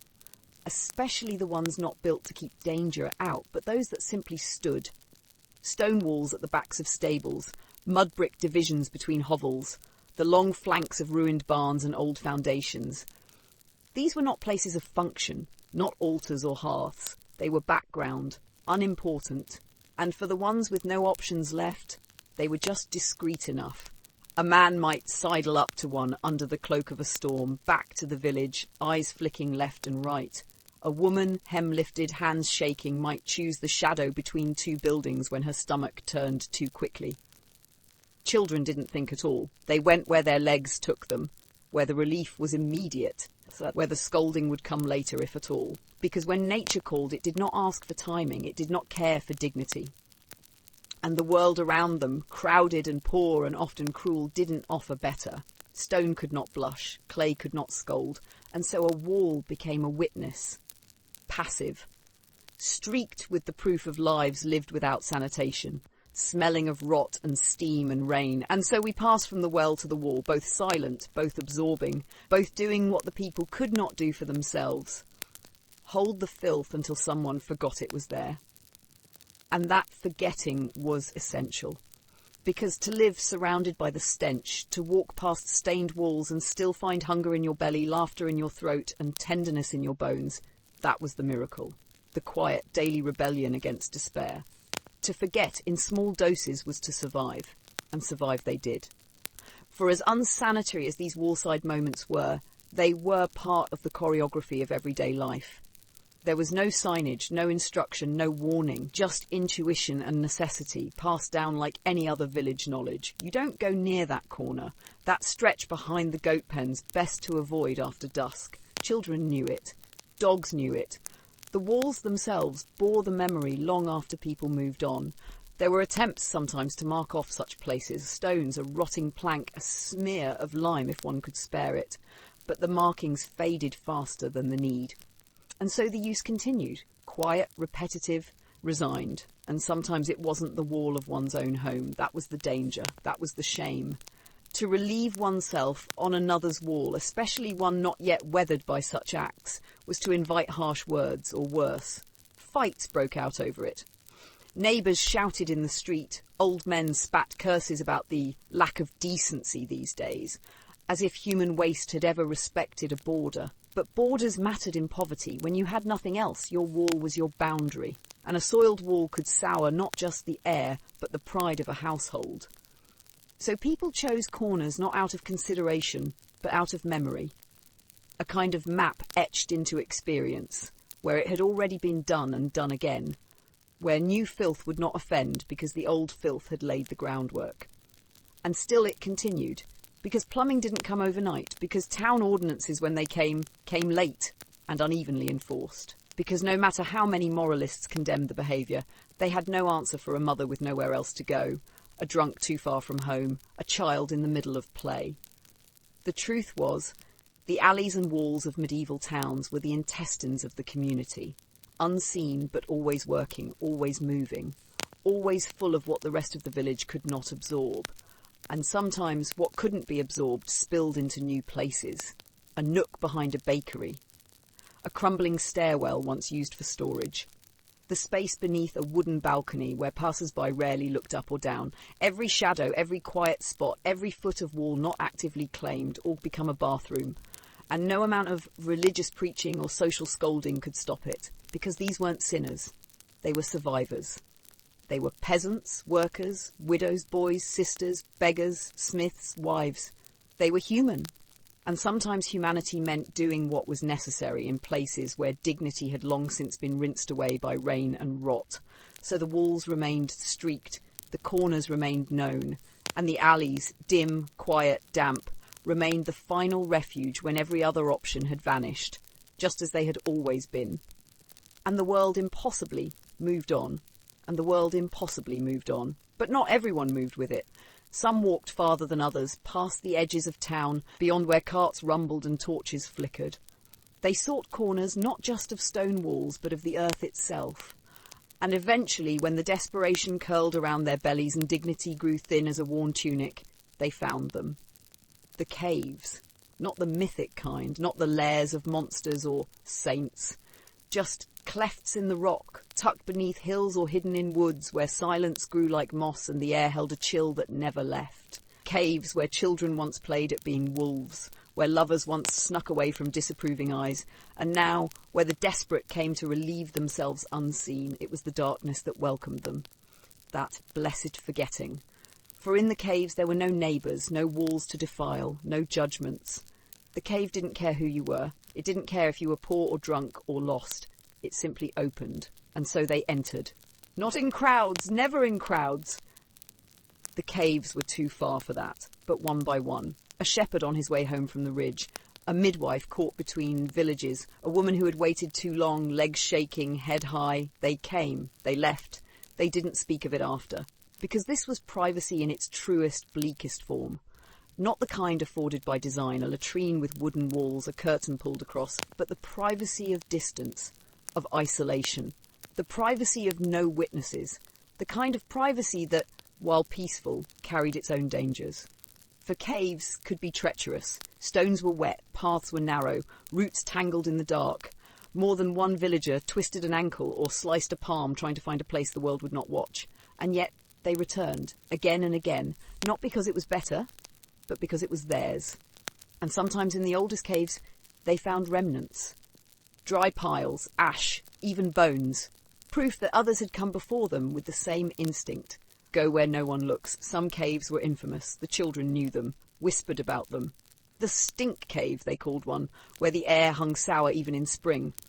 Another, whisper mouth, was said to sigh when you stepped too close. These weren't places of wonder anymore. They were latrines shaped by stone, smoothed by years of need. Monks sometimes warned against them. Unhallowed ground, they said. Demons live in such shadows. But the people, with more hunger than holiness in their bones, only nodded and kept using them.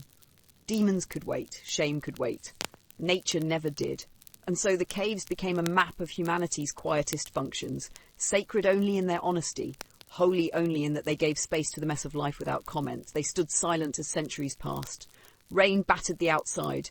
Trees crept closer, but inside the same stillness, the same scent, the same proof someone was here and someone needed. Sometimes when storms flooded the village paths, people joked, better to crawl into a cave than soil your boots. It was a laugh, bitter and true, because the truth was many had done exactly that. And in the dark, by flickering torchlight or none at all, someone squatted, alone, surrounded by stone and secrets. Because caves, like outhouses and corners, did not judge. And in an age of constant eyes, of lords, priests, neighbours, judgment was the heaviest burden of all. So they returned to the earth, bent low into the hollows, and left something behind. Not just waste, but story. Not just smell, but survival. And the caves, like the walls, the moats, the middens, remembered everything. By the later Middle Ages, the use of caves as makeshift toilets persisted in remote areas, especially among populations that lacked access to formal waste disposal or were ostracised from communal structures. In mountainous regions or in the outskirts of sparsely populated villages, caves were a practical, if unsanitary, solution. Their isolation allowed for a degree of privacy unheard of in most other public or semi-public latrine settings. Records are scarce, but archaeological surveys in parts of rural Britain and France have uncovered evidence of human waste layers deep within shallow cave systems, some interspersed with household refuse, bones and early ceramic shards. Signs that these spaces were used by travellers, shepherds or outcasts as impromptu shelters and latrines. In some cases, it's believed that these caves became habitual dumping grounds, returning to the same site for years, despite the growing odour and risk of disease. While ecclesiastical authorities occasionally denounce such usage, linking it to pagan practices, impiety, or even demonic superstition, rural villagers often had little choice. In winter, with ground frozen or roads flooded, a cave not far from the village may have been the only option outside of soiling oneself or the home. It's worth noting that in legal texts and local ordinances from the 13th and 14th centuries, there is very little mention of such practices, not due to rarity, but likely because they were considered beneath regulation.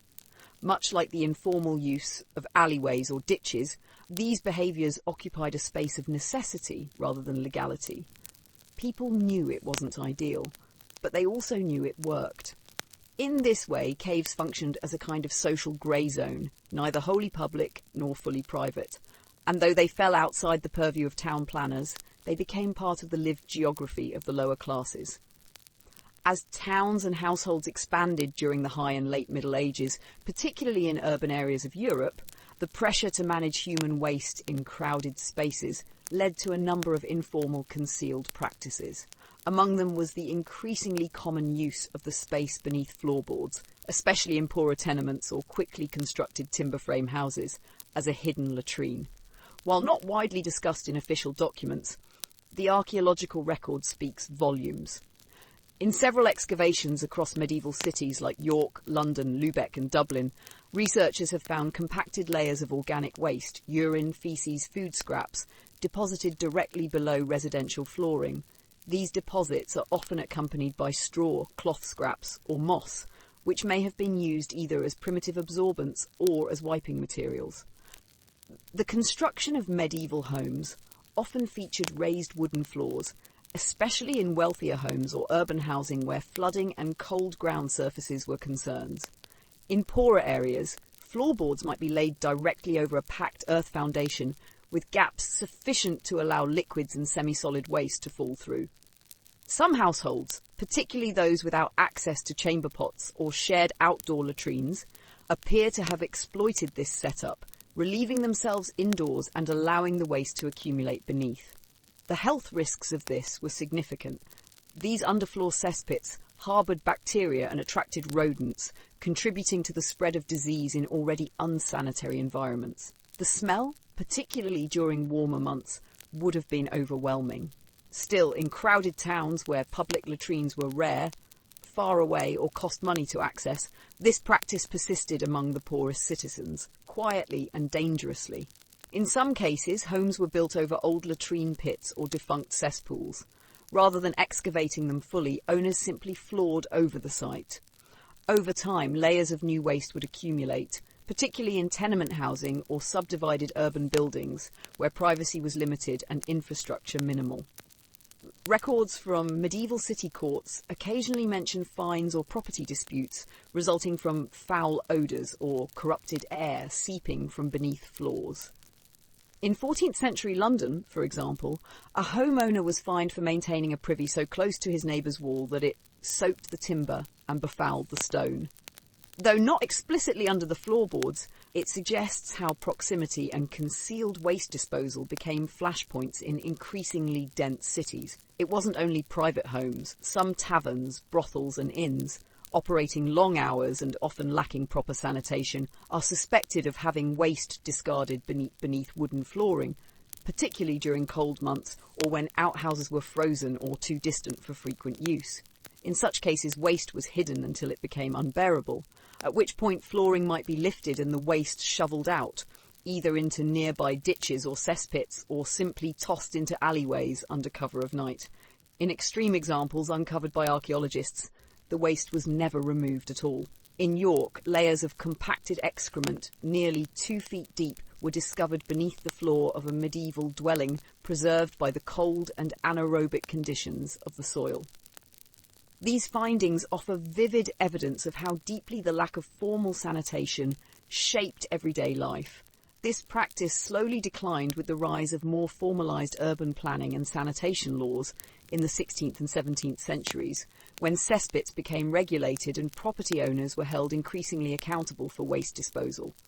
But in the medieval period, underfloorboard defecation remained a symptom of poverty, desperation, and the sheer lack of options available to many urban residents. The alley behind a medieval tavern was often more than just a place to relieve oneself. It became a reflection of the town's sanitary priorities, or lack thereof. In communities where taverns functioned as central social institutions, these back areas gradually turned into unofficial dumping grounds, not just for human waste, but for kitchen refuse, animal bones, and broken pottery. This created what archaeologists now refer to as backlot midden zones, layers of trash and excrement that offer rich insight into medieval daily life. These waste piles attracted flies, rodents, and the potential for disease, and while medieval people didn't understand germ theory, they were not entirely ignorant of filth's danger. By the late Middle Ages, cities like London and Paris began issuing ordinances against dumping waste in alleys, particularly behind inns and taverns, citing not just the smell, but the risk to health and public decency. However, these ordinances were difficult to enforce, especially when tavern owners lacked the resources or motivation to construct and maintain enclosed latrines. Nighttime only compounded the issue. Without public lighting, cities and villages alike fell into near-total darkness after sundown. Drunken patrons, many already disoriented, would stumble outside and use the nearest wall or patch of dirt. As a result, the areas behind taverns often became dangerously slick with urine and waste, especially during rainy seasons. In winter, freezing temperatures sometimes created foul, icy hazards, compounding the risk for falls and injury. By the early modern period, the growing awareness of miasma, the belief that bad air caused illness, encouraged more regulations. Some wealthier establishments invested in cesspits or even rudimentary drainage systems. But in most lower-class settings, the back of the tavern remained the go-to toilet for those who drank more ale than their bladder could bear. Tavern culture itself didn't help. Patrons were often rowdy, crude, and fueled by strong drink. The social norms that governed churchyards or markets didn't fully apply here. It was a space of license, where behaviour, including bodily needs, was permitted to spill out both figuratively and literally. Some inns may have encouraged guests to go around the back rather than foul the common room floor, creating a sort of unspoken agreement between owners and customers. Interestingly, some medieval texts and court records mention disputes or assaults occurring behind taverns, sparked not by arguments but by accidents or conflicts while relieving oneself.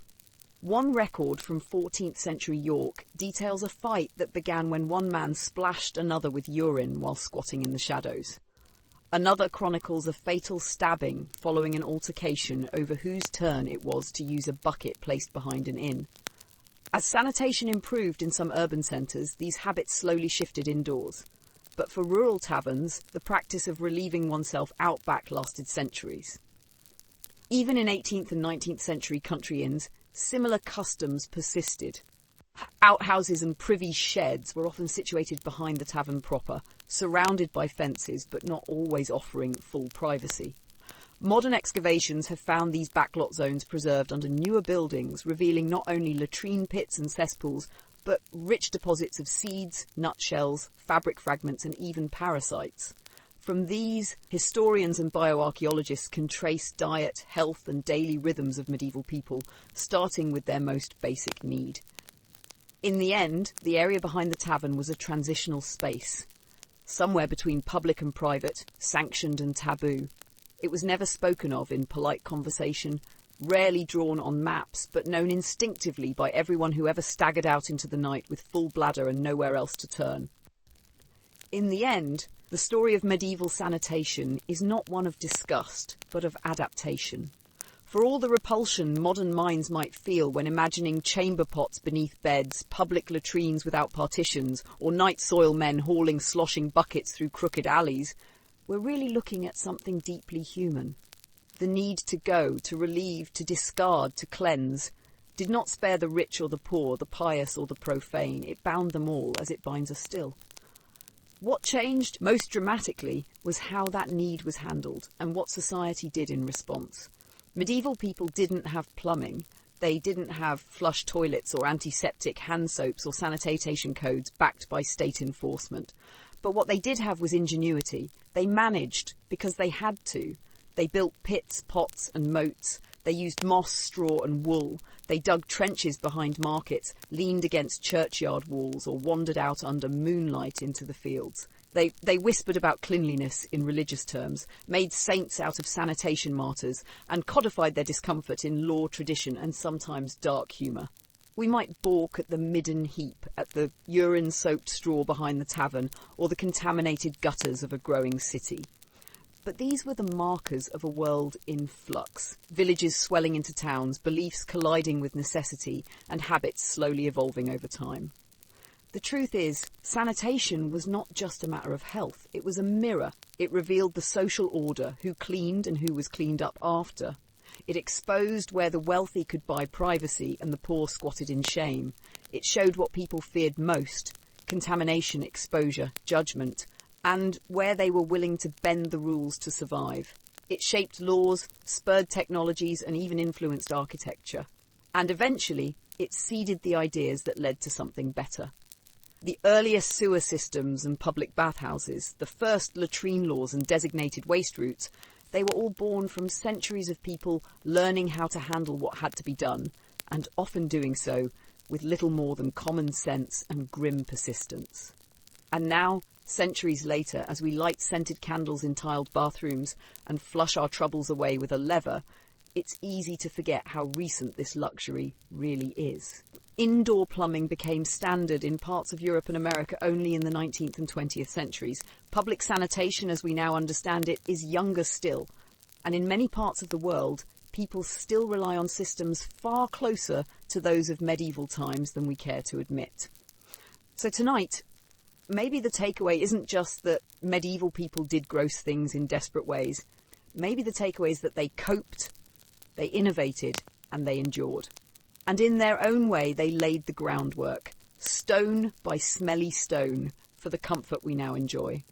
We might laugh at the image of a chamber pot flying from a window or a lord squatting behind a curtain, but every era has its blind spots, its tolerated messes, its quiet labourers cleaning up behind the scenes. The only difference is what we choose to see and what we prefer to forget. So as the candles burn low and the night cools around us, remember there was dignity in even the dirtiest parts of medieval life. In the buckets, in the ditches, in the moss, in the silence of an alleyway at dawn where someone long ago made do because they had no other choice. And with that, we close tonight's journey through the strange, unspoken corners of history. Thank you for staying with me. Whether from the warmth of a lamp-lit room or beneath soft covers, phone glowing dimly in hand. If you're still awake, I hope you found something oddly comforting in the mess, something resilient in the refuse, something human in the humblest of places. Now rest easy. There are no rats under your floorboards, no buckets to be emptied, no trench to dig before the sun rises, just the quiet and the distant echo of those who came before, who lived, relieved themselves and carried on. Good night. And may your dreams be cleaner than theirs.